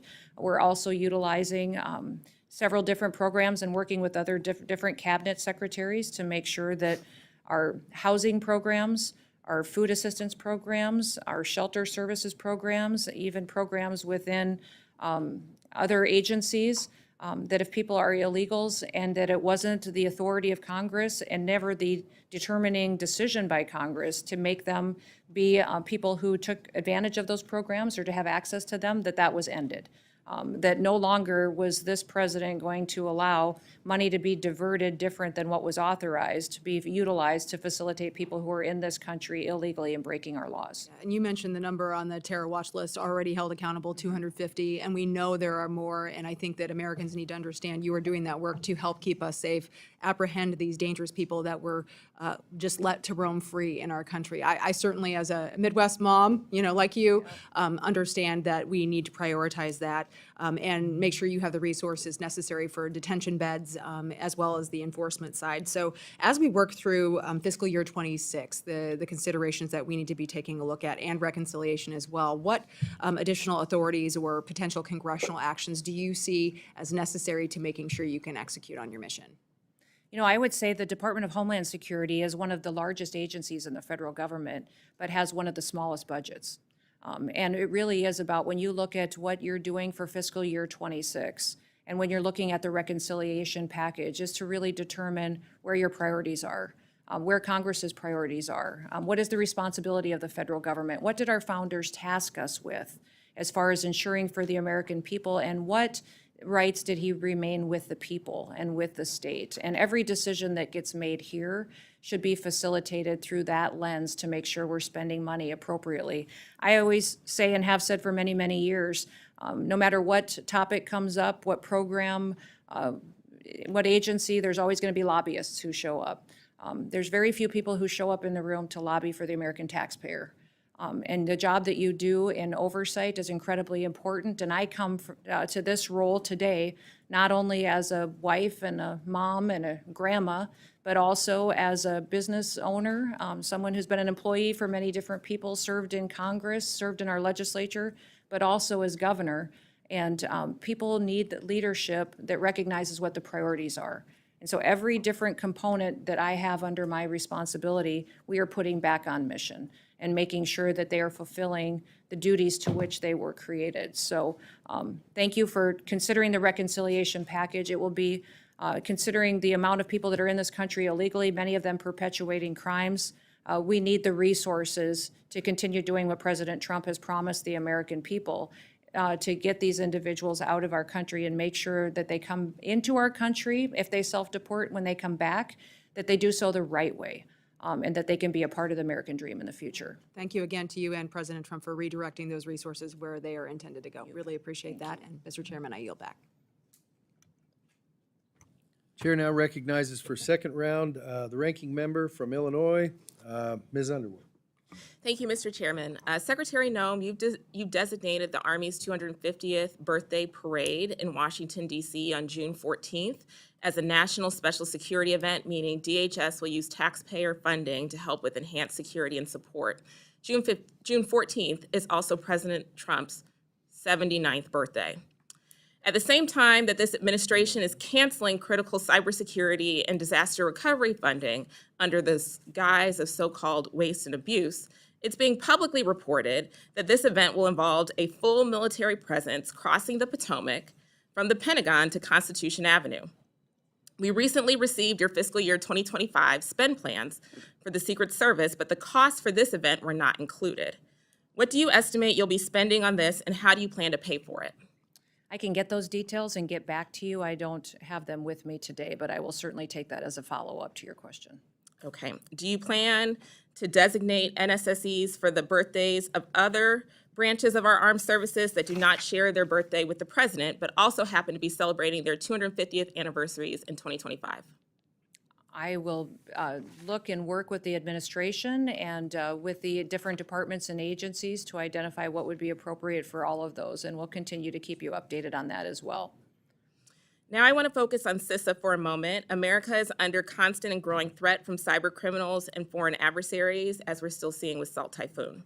Last week you said we should, quote, just wait for the president's grand cyber plan. But you have not waited to erode the department's cyber defense capabilities by removing resources and personnel from CISA and other components. Meanwhile, bad actors are burrowing further into the critical infrastructure of this country. On what date can we expect to receive the president's cyber plan, and why are you moving forward now with workforce reductions and other changes to relevant DHS components without it? CISA's mission is to hunt and harden and to work with our state and local entities on critical infrastructure. So to support cybersecurity infiltrations that would happen from enemies and bad actors when it comes to electrical grids, water systems, support those states, those small and medium-sized businesses that can't afford that kind of defense system themselves, and to go and walk alongside of them. I think one of the most alarming things that I heard when I was first nominated for this position, but before I was sworn in, I got briefings from CISA and from the leadership team and the people that were there. And one of the things that they shared with me was that they were aware of Salt Typhoon and Volt Typhoon, but they didn't know necessarily how they had happened yet or how to stop them into the future. That was alarming to me. It was alarming to me that we had the nation's top leading cybersecurity agency that didn't know how to stop the PRC and our enemies from coming in and hacking into our systems. And if we think a pandemic was scary, wait until the PRC in China comes in and shuts down our electricity. Obviously. And So our when are we water. getting So the president's cyber plan? that is what CISA is focusing on, is making sure that we're approaching cybersecurity Ma'am, from the importance that it is. I had a direct All we've- question. Yes. Do you know when the president's cyber plan will be released? It will be coming out shortly, and that is the president's prerogative. Okay. I have been Thank you. advising him on what Thank that you. will look like. and Despite the when growing we will cyber get it. threats, your budget cuts nearly $500 million from the main agency charged with protecting our federal networks and so much more. So if you are so outraged by the threat of the PRC and our federal networks, why are you cutting $500 million? When you recently spoke at the RSA conference, you said that we needed to put CISA, quote, back on mission. But let's be clear, that mission is designated for you. We in the Congress told you in the department and CISA how to execute on that mission. And you all have been moving money away from CISA, and that does not help achieve that mission. Lastly, Secretary, as a nurse, I have always prioritized taking care of the health of our DHS workforce and giving them the tools that they need to do their jobs, not just physically, but mentally. DHS has made great strides in recent years here with popular programs that provide personnel and their families with the resources that they need and the support for the mental health of our agents and officers. I hope that these programs can continue for fiscal year 2026. And I'm curious if you agree that this is a priority for the department, and will we see continued funding for it in the budget request? Absolutely, we will continue to focus on the priorities of the healthcare needs of all of our employees. Great. Well, although we disagree on many other issues, I hope that taking care of the hardworking men and women at DHS can be an area of shared values and bipartisan success, and I'm looking forward to working on them together. I yield back. Thank you.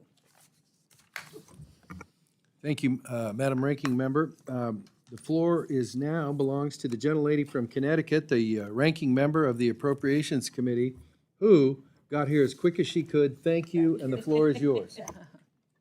Thank you so much, Mr. Chairman. My God, this is twice in one day here, so it's great to see you. We're hearing hopping here. Thank you so much, and I want to thank the ranking member Underwood for holding the hearing today, and welcome to you, Madam Secretary, and thank you for appearing before the subcommittee today. I just want to begin with a message to your workforce, if I might, and that's I'm grateful, very grateful for the work that they do, from search and rescue efforts of the Coast Guard to our first responders around the ground after natural disasters to those keeping us safe in the air and on the ground and at sea. I want to start with some big picture questions because I think we know very little of the details about where the $646 million cuts within FEMA's grant programs will come from. It is no secret that there are numerous reports of you, if we need to correct the record, stating that you want to, quote, eliminate FEMA within the Department of Homeland Security.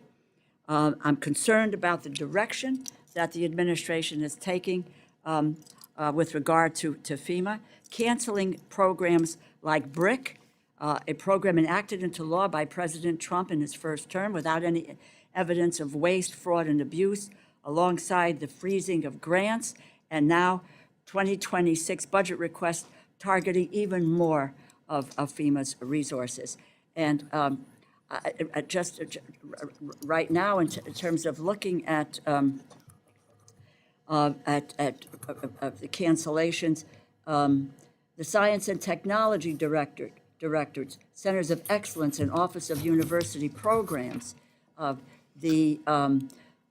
I mentioned, the FEMA-administered grant programs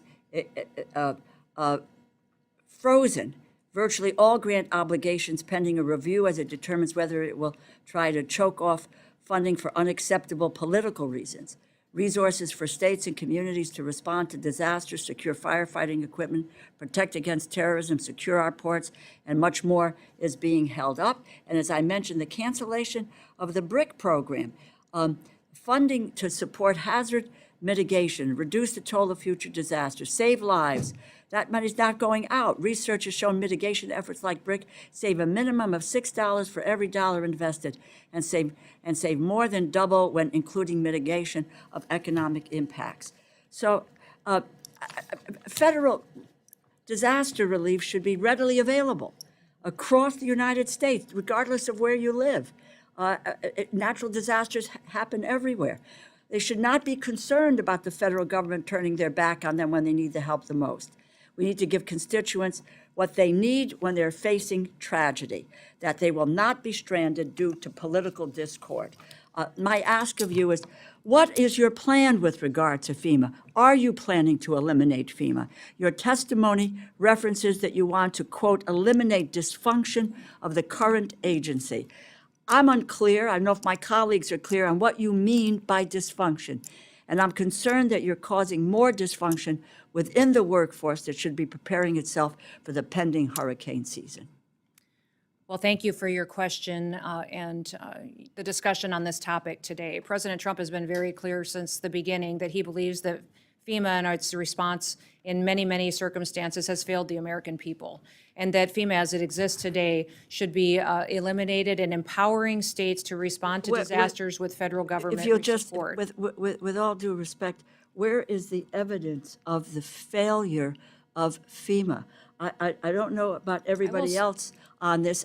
My state, Connecticut, was hit very, very hard with Superstorm Sandy. Every community in some way or another has been hit by that. And the FEMA on the ground, people come in, work with the families, deal with getting the funding out. Where is the evidence of the failure of FEMA? Congresswoman, we still have claims open from Hurricane Katrina. We have fire claims that are still unpaid to people who said they were due them 7 to 8 to 10 years old. They have never been paid by FEMA.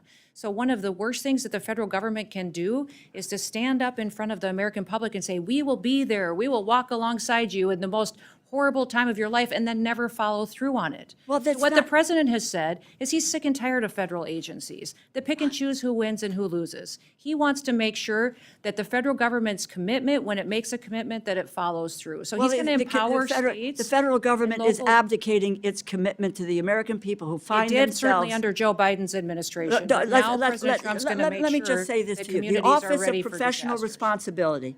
The Office of Professional, because I knew you were going to go there. As you know, FEMA's Office of Professional Responsibility, under the Biden administration, there was no evidence, no direction or agency or field leadership to discriminate against disaster victims based on political I'll give affiliation, you all which the was a evidence you charge. need. I'll follow up with you. Well, get and you I will those follow facts. up. I will follow up, and I follow up with my colleagues, quite frankly, and to really listen to people whose states, communities have been devastated, and what role FEMA has played. I don't know how many millions and millions of dollars went out in Louisiana. Actually, I've asked my staff to calculate that when Katrina hit. And the response was overwhelming. And the response has been overwhelming. If you want to make corrections, that's fine. We all agree with that. Yeah, we can point to thousands and thousands of Well, let's, instances where if you where wouldn't FEMA mind getting was this timely committee, and if you responsive wouldn't to mind people. getting this committee, Unfortunately. the information and the evidence where you talk about the dysfunction of the agency and where it has really failed. That would be important to those of us who are, are appropriating dollars. And it would appear that the administration overall has a way in which they're looking at dismantling the federal government. The states will never have the amount of money because the federal government isn't going to pass that money to the states to be able to deal with what happens. It's when the federal government comes in and be able to give a hand to do that. And I think it's very clear from what you said that both yourself and the president really want to dismantle the federal government and the agencies that have provided service to the American people for decades. I thank the chair for your time and yield back. Thank you, Madam Ranking Member. Mr. Rutherford, the floor is yours for round two. Thank you, Mr. Chairman. Madam Secretary, as a sheriff and first responder in the state of Florida, we've had many hurricanes, and FEMA has come in and assisted. But I can tell you in the state of Florida, we pretty much handle those events through our regional domestic security task forces. One of the problems that we have with FEMA, and we've even talked about it up here, is how do we get FEMA to pay the bills that are due, and instead of cities and states having to pay the interest on all of that money for years. So those are some of the areas where I know the frustration levels are off the chart. And so that's one of the things I'd love to work with the folks across the aisle on is let's address these things because it's not FEMA shows up and everything's okay. It's quite the contrary, actually. So, but I do want to ask about this. In your written statement, you mentioned the designation, the administration's designation of the 6 cartels and 2 transnationals as terrorist organizations. And, these FTOs, foreign terrorist organizations, that designation is critically important. And I know a lot of discussion has been had about CISA, but can you talk just a little bit about, to put some minds at ease, I think, how is it that this designation, I'm sorry, that this designation, sorry about that. You're good. But how this designation actually helps with the administration being able to work, sharing information between the civilian and the military to actually go after these folks who are killing our citizens with their drugs. I think it was 23, we had over 107,000 Americans die of poisoning coming across the southern border. They're also looking to weaponize drones to be used against our law enforcement officers at the southern border. They're the ones helping to finance all of this, or were financing all this mass migration.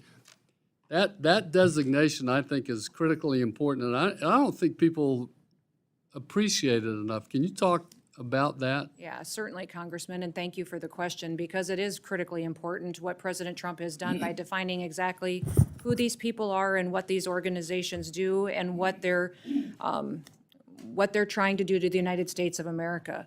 By designating these gangs and cartel members as foreign terrorist organizations, it allows us in a new way to partner law enforcement activities and consequences in partnership with other cabinet areas within the federal government, including the Department of Defense, all military branches underneath that, as well coordination, sharing of information, and how a whole of government approach to how we conduct enforcement operations. It also gives us an opportunity to access background information, criminal records that we need and that we can share internationally as well. And clearly, when you look at the cartels and their activity, their partnership and their facilitation of other countries and their software, their technology to launder money for the Chinese, the PRC businesses that are out there that are seeking to destroy the United States of America, that partnership that they have built over the years and the sophistication to which they operate, we have to be prepared for. We have to recognize what they are, what level they're at, how they're continuing to recruit members and affiliates, and how more and more dangerous they get to be the longer that they operate in the United States without consequences. So that partnership that we have with the Department of Defense, our military and all branches, but then also bringing all of the authorities of the President of the United States to the table to go after these criminal organizations, really recognizes them for what they are. They are terrorists. They are perpetuating terror and fear in our communities, and we have to make sure that we take them out now. Yeah, they're not just drug organizations. Correct. anymore. Correct. Thank They you are very laundering much, money, Madam. trafficking individuals, killing our children. And I've said this for many years about China. China doesn't just steal our IP, manipulate their currency, build up their military to someday have a conflict with the United States of America. They're systematically killing our next generation of Americans. They're Killed over using a 60,000 just with poison, fentanyl. yes, to infiltrate our country and to kill off our young Thank you very Americans, much. knowing it weakens us far into the future. Thank you, Madam Secretary, and I yield back, Mr. Chairman. Thank you, Mr. Rutherford. Mr. Cuellar, floor is yours for 5 minutes for a second round. Thank you, Mr. Chairman. Madam Secretary, let me go back to the basics of what I think are needed. We talked about Carrizo Cane River roads, but there's also, in the middle of the river, there are islands. And I got them in the Laredo area, I got them in the Stark County, I don't know if my colleagues have. The bad guys will come in and use those islands and then jump over. We've talked to the International Boundary Water Commission and our Border Patrol folks. That's one area that we ought to focus on to get rid of those islands, and it'd be better for the flow so the river water can go down there to other places. So islands is in the middle of the island, of the areas. The other thing is buoys. Actually, years ago, I brought it up to Border Patrol, but I said, as long as you talk to the International Boundary Water Commission, so it can be okay. I know the state of Texas had one, but it was like a quarter of a mile, and the river is 1,200 miles, so it's like a stamp in the middle of a football field. So we got to look at areas that they will be necessary if we use that, but as long as the International Boundary Water Commission is involved. Retirement, I'll go back to the retirement. It's another committee that's looking at this retirement, but there will be, to be exact, 2,325 Border Patrol agents that will be eligible to retire this year. They're looking at that change, depending what they do, the other committee. We could lose a lot of folks by the end of the year, so we gotta make sure that the other committees are working with you. I would say also that you said that recruitment is up 50%, but we gotta close the deal. That is actually hire the Border Patrol agents, and one of the big problems is the polygraph. The polygraph exam is the biggest problem to hiring Border Patrol agents on that, and we can follow up on that particular issue. Port technology, not only in between, but at the ports, 86% of the people that are caught at checkpoints and at the ports of entry are not illegals. They're actually U.S. citizens, according to the U.S. Sentencing Commission. So we got to put the technology also at the port of entries so we can move legitimate trade and commerce. Playing defense on the 20-yard line, I've been talking about this, and I think y'all are doing some of that. I'd rather play defense on the 20-yard line with Mexico, Guatemala, and the other places than our 1-yard line. There is language that we have proposed, but without due respect, the prior administration was not interested in this, but there's language that can give you certain authorities where you can play more on the 20-yard line, which is, again, because the more people we stop over there, less people will come to our border itself. Technology, I know that we've talked about technology, but the drone threat is very real. In fact, just to let you know, a couple of weeks ago, a Border Patrol drone in the Laredo sector was taken down by the cartel operators, which means that cartels now have technology that can take down law enforcement drones. And they do the surveillance. They know what we're doing. And by the time we get through our procurement process to get our drones, years are going. They don't have any procurement rules. They just go to Best Buy and buy all the Best Buys, and they just use off-the-shelf things. So, I hope we can look at that technology also. The other thing is, again, and I'm sorry, I've been communicating with the Border Patrol unions on this, that the dead zones that we talked about, it is a real problem. It is a real problem. There are areas where they can't even talk and communicate, so those dead zones are very important. Finally, I think it was brought up, the infrastructure. Let's not forget about the basic infrastructure, and I'm talking about checkpoints, Eagle Pass, Freer, Laredo, and I know we've already put $15 million or doing a design in the Laredo one. That checkpoint, because Laredo's the largest inland port, but if that checkpoint was a port of entry, it would be the 4th largest port in the whole country. The reason we had a problem where some migrants died on those trailers is because Border Patrol will look, and if the lines are a mile long, they will just wave them, and the bad guys have an idea where to put them. So they wave that trailer with the migrants that died in San Antonio. So checkpoints like Mr. Gonzalez has mentioned, the basic stuff is very, very important. Finally, I'll close up with a border wall. On the border wall, again, I think you said we're appropriate, which is important. The state of Texas, I've always said, don't condemn, but maybe if you look at the possibility of leasing, the state of Texas put it in the law, don't condemn land, but you go ahead and you ease them. And now there are landowners that preempted the federal government because the state will lease out and not condemn itself on that. So I can go on a border wall for a long time, but keep in mind that the largest, and I'll close with this point, the largest amount of people that got here before this last flow were visa overstays. And by the way, the biggest violator was Canada, not asking for a wall with Canada, but it was visa overstays, especially from Canada. So we just got to look at data-driven solutions and look forward to working with you. Absolutely. Thank you, Congressman. Thank you. Thank you, Mr. Chairman. Gentleman from Washington State, Mr. Newhouse, the floor is yours.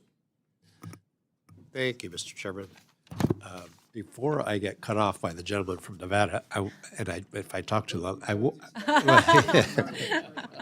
No, I just wanted to extend an invitation to you, Madam Secretary, to come out to my district to visit the Spokane border sector, as well as the Orville station, and also inland Washington, but we have a Coast Guard navigation team in Kennewick. So Fantastic. as sharing border states, it would be a good thing for you to see. I just wanted to say one thing. The recent skinny budget proposed notable cuts to CISA, as you've heard many of my colleagues mention several times. I just wanted to mention that last summer, and in March, I believe, CISA provided some farmers and ranchers in my district a briefing and training on protecting food from farm to table with cybersecurity and protective emphasis workshop. And I just wanted to encourage you to look at that. I think it was very well received, and I think it would be a good thing for a program to continue using. Let me ask about sanctuary jurisdictions. I believe state and local partnerships truly are important for the agents and the officers at DHS to execute their mission. How have sanctuary jurisdictions or state or municipal governments hindered the agency's mission to protect the homeland? Well, I would say every day it is thwarting our efforts to be able to go out and help make our communities safe and secure. There have been times where we've gone out and targeted bad actors and criminals in communities that are guilty of rape, murder, violence, domestic abuse, drug trafficking, human trafficking. And when we've gone in to do those operations, we have not had the backup of local law enforcement. We've not able to have leaders that have walked alongside of us in support of securing their communities and been there for ICE agents that are out there putting their lives on the line to help secure and get these bad criminals off their streets. And those individuals are protecting them with their decisions, their political rhetoric. They're also filing lawsuits against us and the authorities that we're exercising to try to jam us up in court rather than giving us the opportunity to go out there and really follow through on what our commitment has been to this country. So the sanctuary jurisdictions have been fighting this administration in trying to do what the American people asked President Trump to do in November, and that was to make their communities safe again. I will tell you that when I've been out on the front lines with many of these agents, when they've been doing operations in the early morning sweeping up criminals, they are doing the hard work, and many times in partnership with local law enforcement in cities. So we appreciate that partnership and where we can get it. In sanctuary cities, it becomes much more of an operation that has to have more people. We have to commit more ICE agents, more federal officers there because the local community has not, and the leadership there has not been supportive. And then also, I would say it makes it more dangerous. We have seen violence against our ICE officers go up over 300%. And I think that's because of the rhetoric out there by local mayors and governors who have, put out misinformation and perpetuated lies about law enforcement and what they're trying to do to help communities. I remember the morning I was in New York City, we were conducting ICE operations on known criminals that were guilty of violent abuses and breaking the law. We had community members that were walking by on the street that were taking their kids to school, and when they would walk by, they would say, "Thank you. Thank you for being here." That says Yet a their lot. leadership Says a lot. was not there to support and back up our operations. So I would ask people in these communities to challenge their mayors, challenge their governors to come to the table and to help us, because I don't know of anybody who wanted to raise their kids in a community that was filled with criminals, where it wasn't safe to go out at night and where they couldn't walk their kids to school and not have to worry about if they were going to get there safely. Thank you.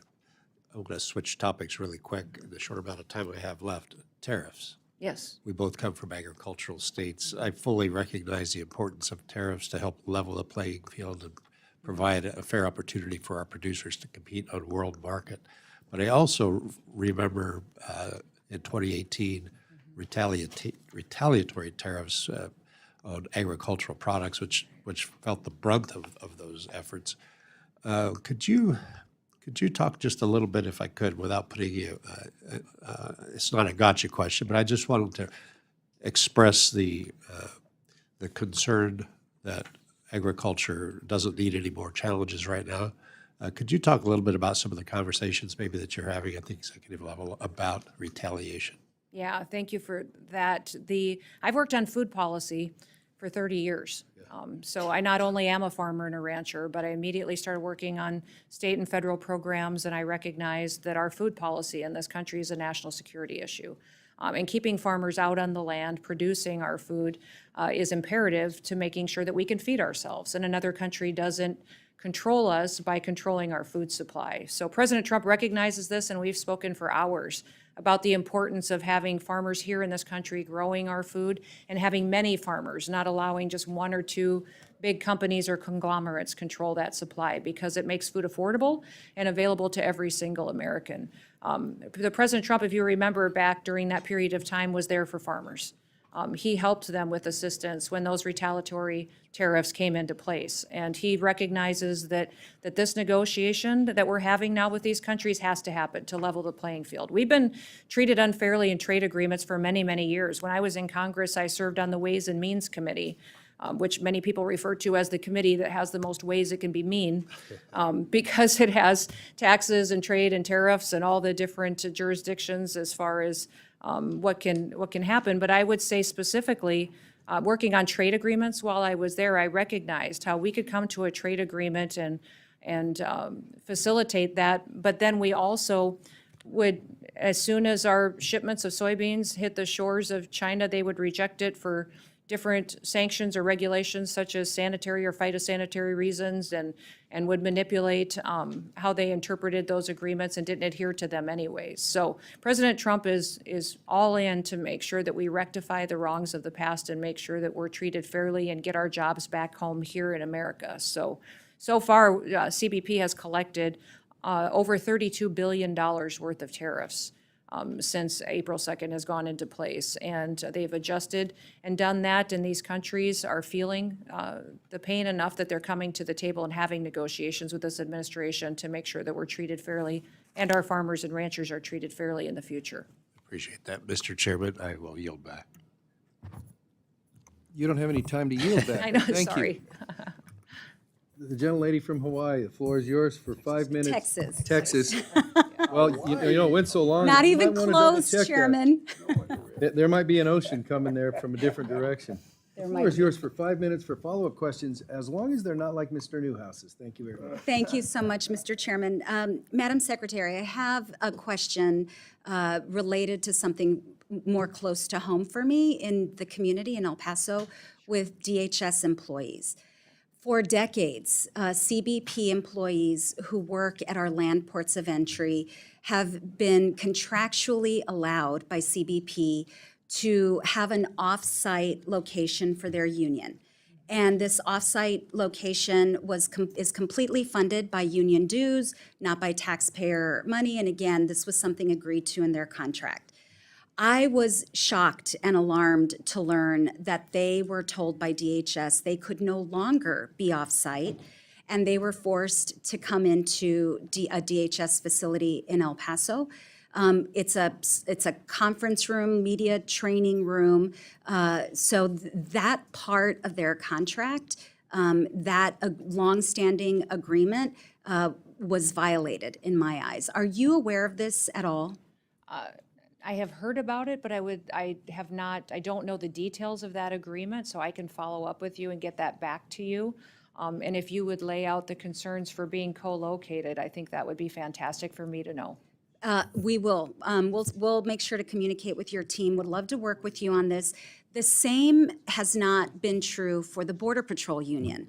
So there's disparate treatment, and additionally, just to very quickly lay out why it's important for union members to be able to speak to their union leaders in private, and being located in a small conference room, media training room, offers no privacy. There are other issues, but I look forward to working with you on that. I do know that, the difference in the two unions is important, and I'll look into how those were interpreted. And I also know that the one union is located under the Treasury Union as well, and that defines some requirements and for how it's regulated and set out going forward. So I'll see if that is the determining factor on why there was a difference in how the locations were determined. And I would ask, Madam Secretary, that you please allow the El Paso Union to continue to be housed off-site. It is their preference, doesn't impact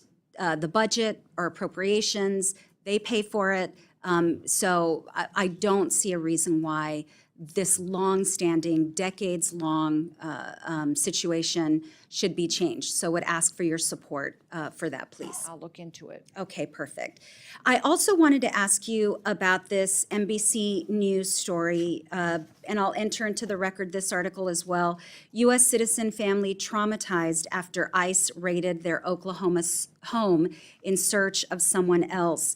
And according to the local affiliate, KFOR, which was reporting on this story, immigration agents raided the home last week. They had a search warrant for the home, but the suspects listed on the warrant were no longer living in the home. The family was forced to wait outside in the rain during the search. A mother and her girls, all U.S. citizens. Their money was taken, their laptop, their cell phone. I asked you at the top of our first round if you believed it was important for DHS and if you would attest to the fact that DHS needs to rectify any mistakes. If this were a mistake, will you ensure that this family, this U.S. citizen family, gets its property back in a timely manner? Well, in that particular situation, the warrant for that situation was on the house and the facility, not on the individuals that were there. And so that house was being used for human smuggling. And so those operations were conducted against the facility. And even in that situation, there was some individuals there with the same last names and some of the similarities. But And if so it we were a are- mistake, we are Madam continuing- Secretary, We if it believe were a everything was mistake. done appropriately, and we'll continue to make sure that it is done and handled appropriately. All right, well, appreciate you looking into it, that not my constituents, but you had mentioned in your testimony, and you've said previously, that the focus of your agency is to go after the worst of the worst, people who are here illegally. But we have seen reporting and spoken to individuals, we meaning Congress, that in fact, there have been abuses on that front. People with legal protections have been deported. I laid out in the first round, U.S. citizen children. I don't know, and I asked, and you said you'd get back to me about whether parents actually filled out the ICE forms that are normally used for those processes. U.S. citizen families with nothing to do with human trafficking, and now DHS employees as well, in my view, have been subjected to an abuse of power. And we all swore an oath to the Constitution. This is a democratic republic. Rule of law is important, due process is important, and ultimately that will be my North Star, not just in this hearing, but throughout everything that I work on as a member of Congress. I thank you, Madam Secretary, and Mr. Chairman, I yield back. I want to thank the member, and I want you to know that during the course of your questioning, we have moved your district back into Texas. My flight is shorter now as a result. Thank you. I was just hoping you weren't paying attention. I thought the folks out on the islands could use some help, but we'll go on from there. Mr. Siscomani, the floor is yours for your second round of questioning. Thank you, Mr. Chairman. Secretary, so the first set of questions that I had were more on the security side. I want to shift gears a little bit.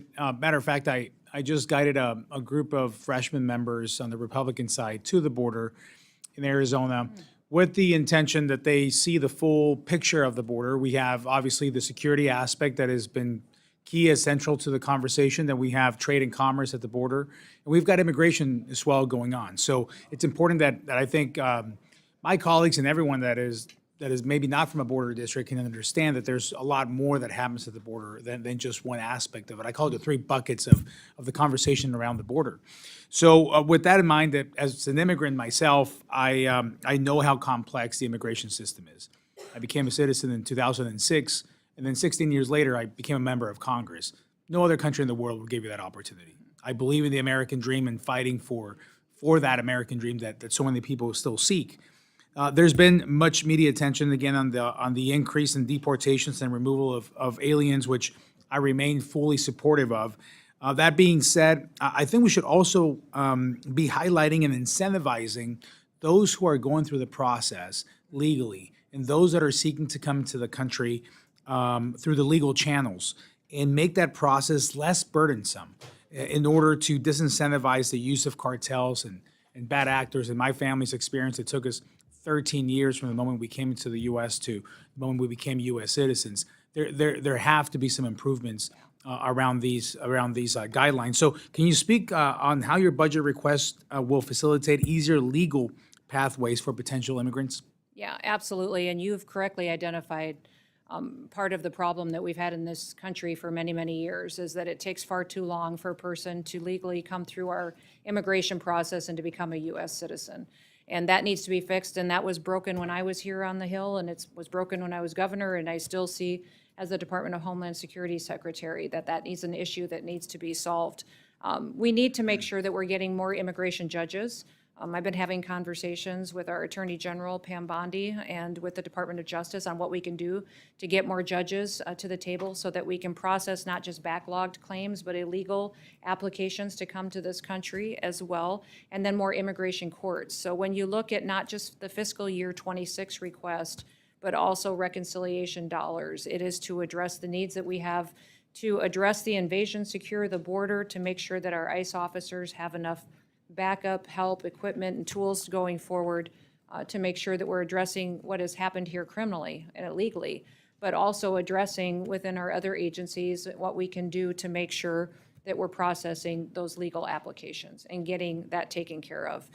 President Trump is determined to do that, and we have that addressed in the budget request from the different cabinet secretaries and agencies to make sure we have the resources to start getting after that backlog. Excellent, excellent. You know, on the same topic of when we look at immigration and we look at workforce as well, those are very much attached. I just had Secretary Lori Chavez Dreamer in Tucson yesterday. We visited different sites that work on this. We spoke at length about the need for more robust workforce programs and ways to ensure that workforce needs meet our communities' needs. Still, the utmost constant thing I hear from industry of what they need is workforce. Can you speak to any plans the administration has to create additional avenues to meet these through immigration, potentially? So you're talking about meeting workforce needs? Yeah, as workforce far as through needs, visas and green yeah. cards? You know, I would say that the president recognizes the value in what we've had in programs in the past, but also recognized how they've been misused. And how Congress many times lays their prerogative on how many are authorized, how many are directed through law, that the Secretary has the latitude to issue, and will continue to work with you to find solutions that really meet the needs that we have in this country. You know, the President believes that we have a workforce here that deserves jobs, that pay very well with benefits and a future here in the United States of America, but also that we need to continue to keep the American dream open for immigrants who want to come here legally. So having with other countries and having access to their background checks to make sure they can participate in our visa programs is very important. And as long as we have the ability to do that and continue to know who's coming here, why they're here, and if they have the opportunity to become citizens, then it's something that would be a benefit to this country if the president recognizes that the need is there. I think that's very well put. I think having that balance always of making sure our border is secure, we know who's coming in, that opens the door and allows us to focus on the immigration system that works for the people coming in, but primarily for our citizens and what the country needs. And that has to do with workforce as well. So with that, thank you so much for partnering with us on that and finding multiple solutions to this problem in different areas at the same time. Is not easy, but you're doing a masterful job. So thank you so much. Thank you. And with that, I yield back, sir. Thank you, Mr. Chairman, for not, or Vice Chairman, for not challenging the Dan Newhouse Award. And now I'd like to recognize the gentleman from, oh, she's gone, from Texas. Mr. Gonzalez, the floor is yours for a second round. Thank you, Chairman, and thank you, Madam Secretary. Some could argue you have one of the toughest jobs in Washington, right? We had Elon show up with 2 hats. Maybe you should have shown up with 3 hats, right? Part of DHS that I worry about is it's a Swiss Army knife of the federal government. Seems like everything is in there. And we alluded to this earlier. How did DHS start? It started after 9/11 when Islamic extremists murdered Americans. And so I worry, we covered a lot of topics today. And I know the border gets a lot of attention, and I know there's a lot going on in the cyberspace, but I think back to some of the fundamentals. And I think back to 9/11, and I worry. I go, I look ahead, and I see, the World Cup coming our way, and I see the Olympics coming our way. I want us to make sure that we're not only focused on today, but we're also focused on tomorrow. Please keep that at the forefront of it. At the end of the day, right now we're feeding tomahawks to Houthis every day in Yemen, and it reminds me a whole lot of pre-9/11, right? I spent 5 years in Iraq and Afghanistan. No one knew about al-Qaeda. No one knew where Afghanistan was on a map. It's very eerily similar, and the American people are really counting on you to make sure we're safe. On that note, I mean, DHS has lost its way over the last course of the last several years in their last administration, and I want to flag for you an office in particular, the Office of Immigration Detention Ombudsman. I mean, this was literally an office funded by taxpayer dollars that had billboards up that, and I quote, said throughout Texas, said, "Your brother in immigration custody has rights.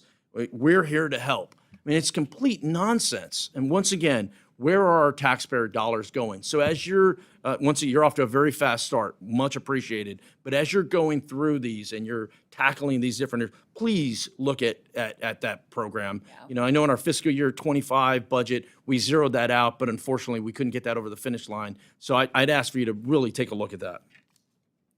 Congressman, we have looked at that already. We have recognized the abuses that happened, and many times that office was perpetuated on suing themselves and coming up with ways to cost the taxpayer more and more money. So we've put them back to what the size that they should be and addressed how it was misused and abused, and will continue to do so into the future to make sure that that isn't weaponized against the American people in the future. Thank you for that. And I also want to thank you for something that is working. These HSI-led task forces work. You've seen it all throughout the country. It's how do we pool our resources? This isn't a federal issue. It isn't a state issue. It isn't a local issue. It's all of us. We're all in on this together. And in my experience, those task forces really work. So when it comes to funding, when it comes to legislation, once again, please, if you would, they're working. I'm hearing it from constituents all over the country. My good friend Juan Ciscomani, I know it's working in Arizona. It's certainly working in Texas. And then the other thing I want to mention is Stone Garden funding. Once again, this is something, it's an area that I believe is a force multiplier. It gives funding to our local law enforcement that are acting in the immigration space. This works. One of the issues that I see is sometimes it's a little too stringent. It's a little too, it almost like the federal government is discouraging local law enforcement from being involved. Maybe that's something we can tackle together. I'd love to hear your ideas, not now, but as you work through things on how we can, once again, make sure that our programs are working for the American people, not against us. I agree. Yeah, I think that'd be fantastic. I've heard it's a highly effective program, and if there's ways to get more participants and streamline. Chairman, I yield back my minute of time. Thank you. Thank you for being a leader. The chair now recognizes the ranking member of the entire committee with an excellent sense of patience. The gentlelady from Connecticut, the floor is yours. Thank you so much, Mr. Chairman and Ranking Member. Madam Secretary, earlier this year, the administration unveiled a thinly veiled propaganda ad about border security. It's about $200 million paid for by American taxpayers, I might add. And the ads are supposedly about border security, but honestly, if you see the ad, it's like a political ad, and all of us know what political ads look like. Even the conservative Cato Institute says the ads are a perfect example of wasteful government spending that DOJ should cut. I also might add that, and this is a direct quote, and Madam Secretary, it says that earlier this year that President Trump had instructed you on how to fashion the campaign. He said, and again I quote, "I want you in the ads. I want your face in the ads," Noem recalled at the Conservative Political Action Conference, adding that Trump told her for the first ad, quote, "I want you to thank me for closing the border." Now, that's politics, quite frankly, at its worst. I understand that on April 30th, your department awarded an additional $6.7 million to a political consulting company called People Who Think, bringing their total award for this ad to $11.6 million. Your department has also awarded $35.5 million for this ad to a company called Safe American Media. And my understanding is that you used funding originally appropriated for CBP and USCIS for these awards. This sounds like a payout to Republican political consultants to fund ads that do more to tout the president than to secure the border. How were the contracts awarded? Competitive process? If so, why is USA Spending say that the contracts were given an exclusion from the Doge Group's limitation on spending awards? This is $200 million. Somebody just talked about billboards. This is a $200 million ad campaign, taking the money from CBP and USCIS to promote a political advantage. It's really kind of the height of arrogance. You're looking for more money from us to do that, but you're going to take a portion of the money that we have given you and you're going to spend it on political advertising. I mean, that really is, in Yiddish, the word is chutzpah. It really is, that you engaged in here. So I know you're going to tell like me. me to answer? Yeah, I would. And I foresee that you're going to tell me that these were all competitively bid. They were. Et cetera. Done through the exact same process as any other ad campaign would be done, absolutely. And I would tell you that it's not $200 million, and that President Trump was very clear from the very beginning that he recognized that the fake news in this country was not going to tell the truth of what the work had been done at the border to secure this country. And these ads aren't only playing in the United States, they're playing in other countries Sure. No, where we I had the understand. largest It's not the invasion point. coming You can into agree this or country disagree from. on the policy, And but it's- overwhelmingly, if you look at the data on the ground in these countries where these ads have been with all playing, due the respect, flow has stopped. with all due respect. Even when I was in Mexico and having Excuse me, Madam conversations. Secretary, the Yes. time is mine. With all due respect, this is a political ad campaign, and let's just not try to sugarcoat it. I had just somebody talk about billboards, and you talking about how use of taxpayers' dollars. These are taxpayers' dollars as well. Let me move to the program I mentioned earlier. This is the BRIC program. In early April, FEMA cut the Building Resilient Infrastructure and Communities program, claiming, and I quote, "Under Secretary Noem, DHS is eliminating waste, fraud, and abuse," end quote. When the committee staff asked for evidence of waste, fraud, or abuse in this program, or the authority used to end the program, FEMA said that the due diligence for these projects can take a long time and failed to give examples that met GAO's definition of waste, fraud, or abuse. The legal authority you used to cancel most of these projects was also not provided. And I'm just going to make this flat-out statement. You do not have, nor does the president have, the legal authority to abrogate what the Appropriations Committee appropriates. It's the power of the purse. It's in the Constitution. And I think if I heard right in the last couple of days, the president wasn't sure that we should abide by the Constitution. But we tried to abide by the Constitution, those of us who raised our right hand and said we will abide by the Constitution. There is no legal authority. There is no inherent authority to claim the appropriations funds can be used for other than what they were appropriated for. I don't know that you can. Basic questions from your agency on essential programs that the communities represent or rely on. You all can't. You should just say waste, fraud, abuse, and you think that that covers it. Well, Madam Secretary, I will tell you it doesn't. We're going to challenge that, and you have no authority. References that we are operating under the authority that the Department of Homeland Security You has. have no and that authority these to BRIC abrogate grants- these funds. It's These the BRIC grants are prerogative being of the reevaluated Appropriations to make Committee. sure that they are being The power spent of the purse appropriately to which resides you all here directed they be and not there. Keep it in mind because it is the Constitution of the United States. I'm Thank you. very familiar with it. Happy to have this conversation take place off the clock. But now we're going to move to the gentleman from the Magnolia State for your second round of questioning. Thank you, Mr. Chairman.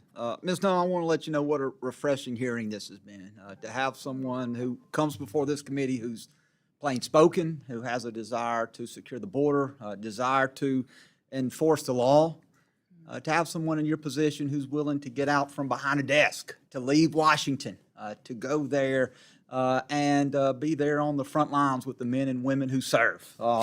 I would just want to thank you for not being the typical bureaucrat who routinely would come before this committee time and time again under the Biden-Harris administration, who really had no idea because they had not been down there serving and alongside the men and women who were serving. So thank you for your leadership, and thank you for being plain spoken, and thank you for what you stand for.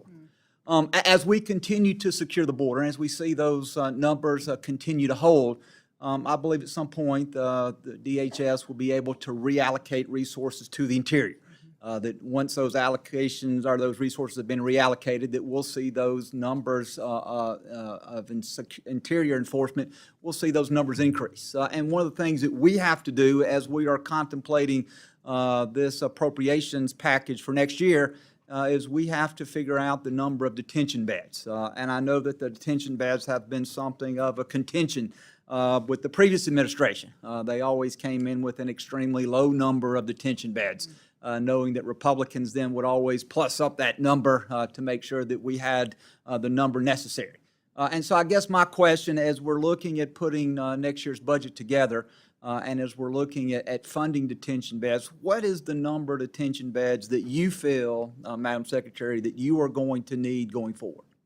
The president has been clear from the beginning with his advisors in the White House on Homeland Security that we need much more capacity in detention beds in the country. We have up towards to 50,000 people that are in detention centers today that are moving out of the country, moving to go home to their countries, that we're negotiating and working on travel documents and repatriation with.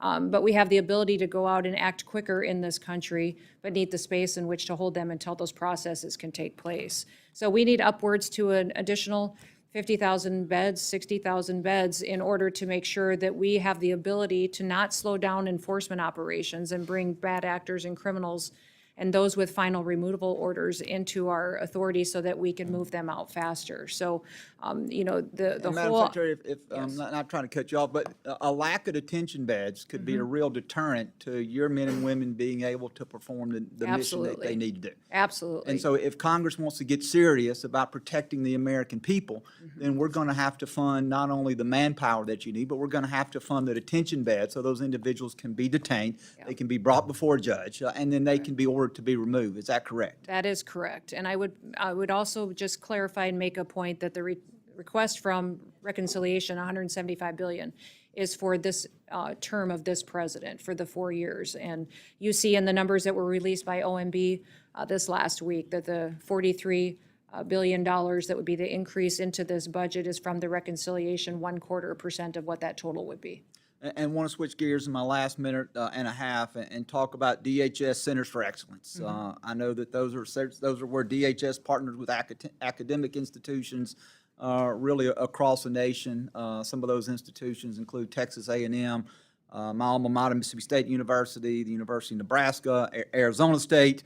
And I know as DHS is seeking to kind of realign mission areas, I've seen that there's consideration of either reducing funding or in some cases cutting the Centers for Excellence. I want you to know that while I am want to make sure that I'm a great steward of taxpayer money, particularly at the center at Mississippi State. I've been there firsthand. I've seen the great work that they've done on unmanned aerial systems. I believe that they are an incredible return on our investment.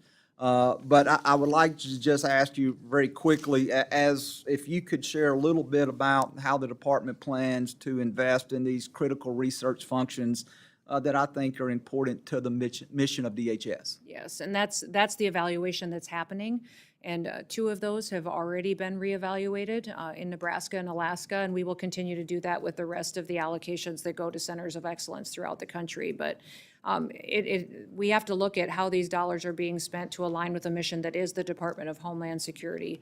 Cybersecurity, terrorism defense, building out and hardening our systems to protect our national security. So that's what's undergoing now in your state, and we will continue to evaluate that and stay in communication with you. Thank you, Madam Secretary, and I yield back.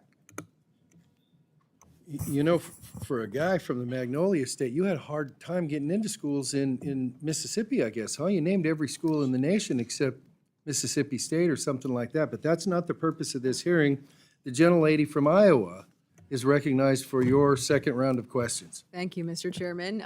Thank you again for your patience, Madam Secretary. And we know, obviously, states like mine, Iowa and South Dakota, are not necessarily border states, but certainly every state did become a border state under the previous administration with that chaos we saw. And the consequences of that porous border really reach far beyond the Rio Grande River there, the deadly fentanyl coming into our communities, the adversaries taking advantage and exploiting our immigration system. And so that's what I kind of want to touch on is the adversaries and what they were able to do, specifically China.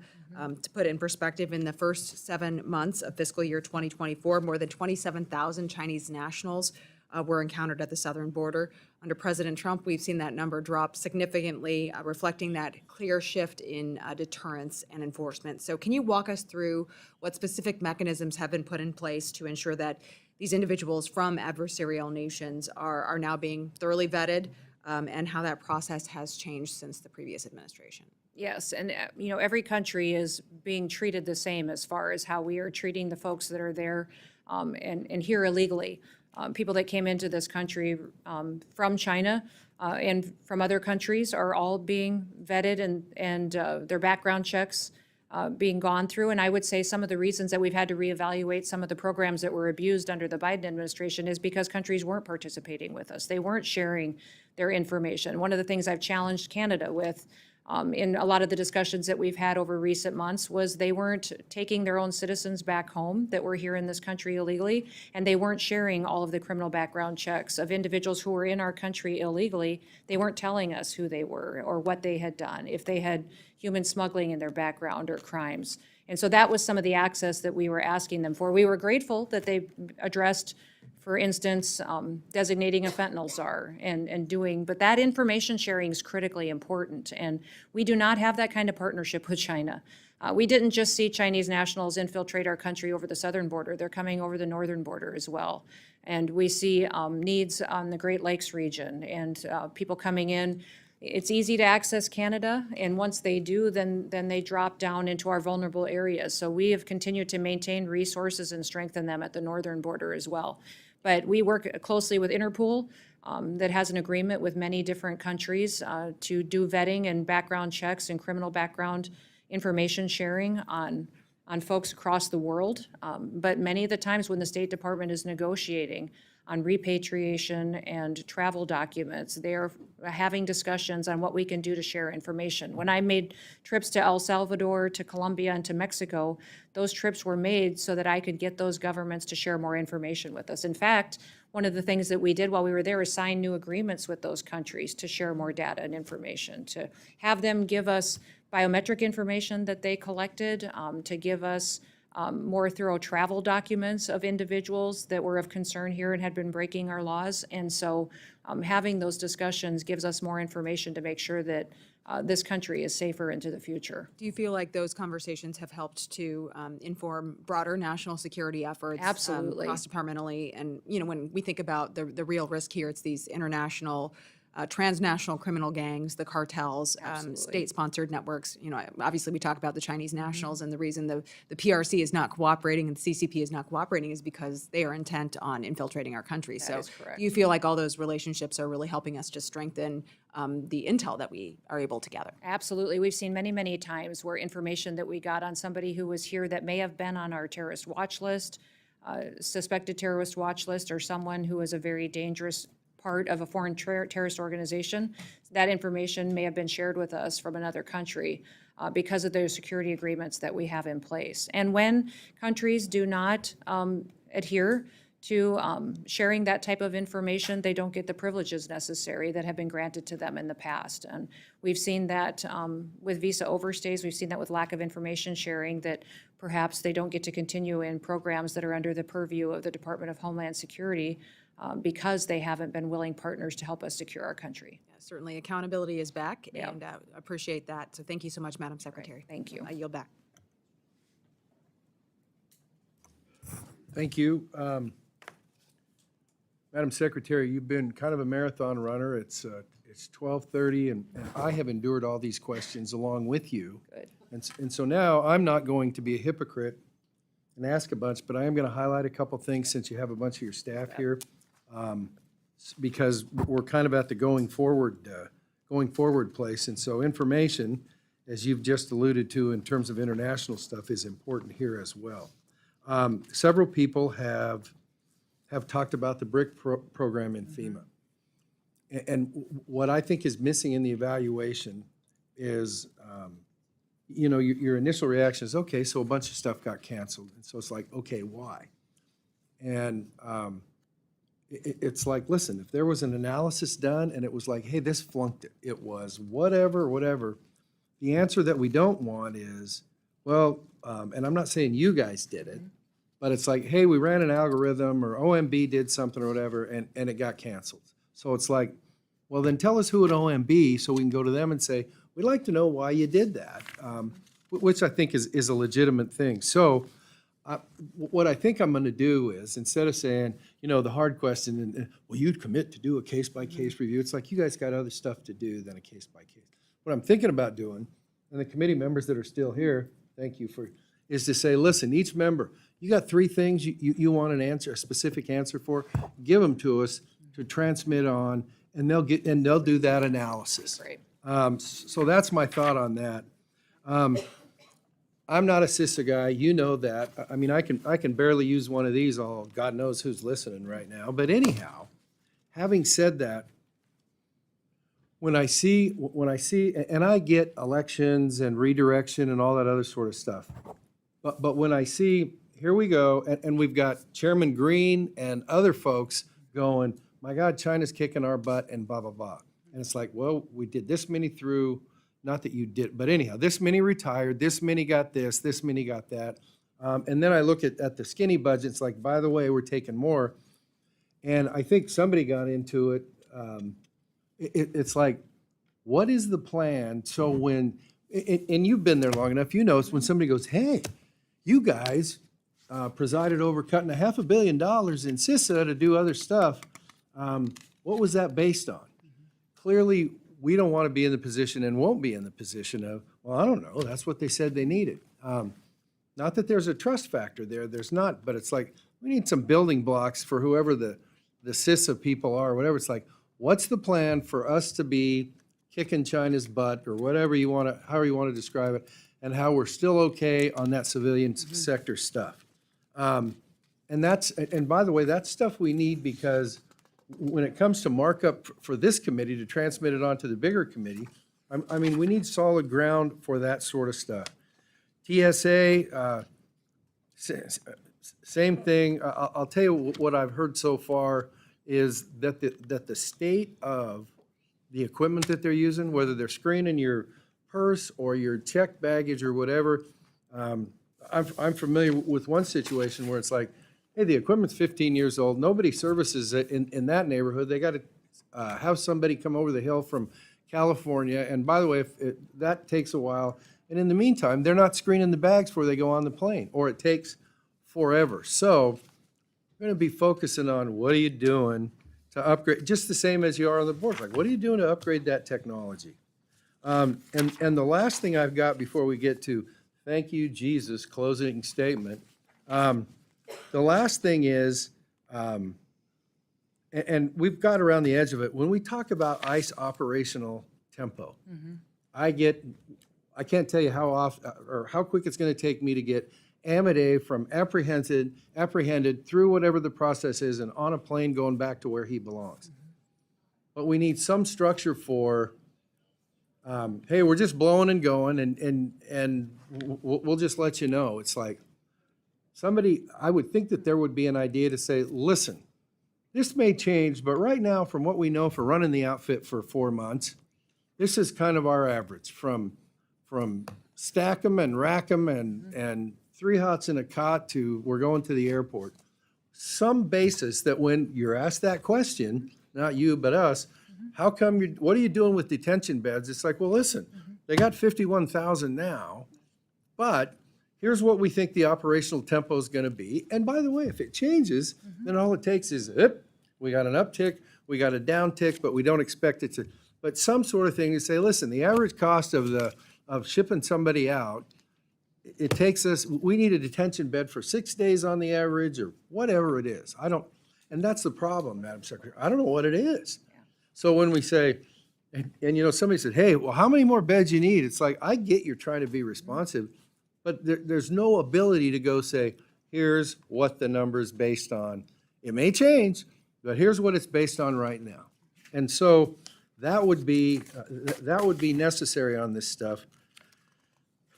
So listen, they wrote this stuff, and they did a great job, thank you.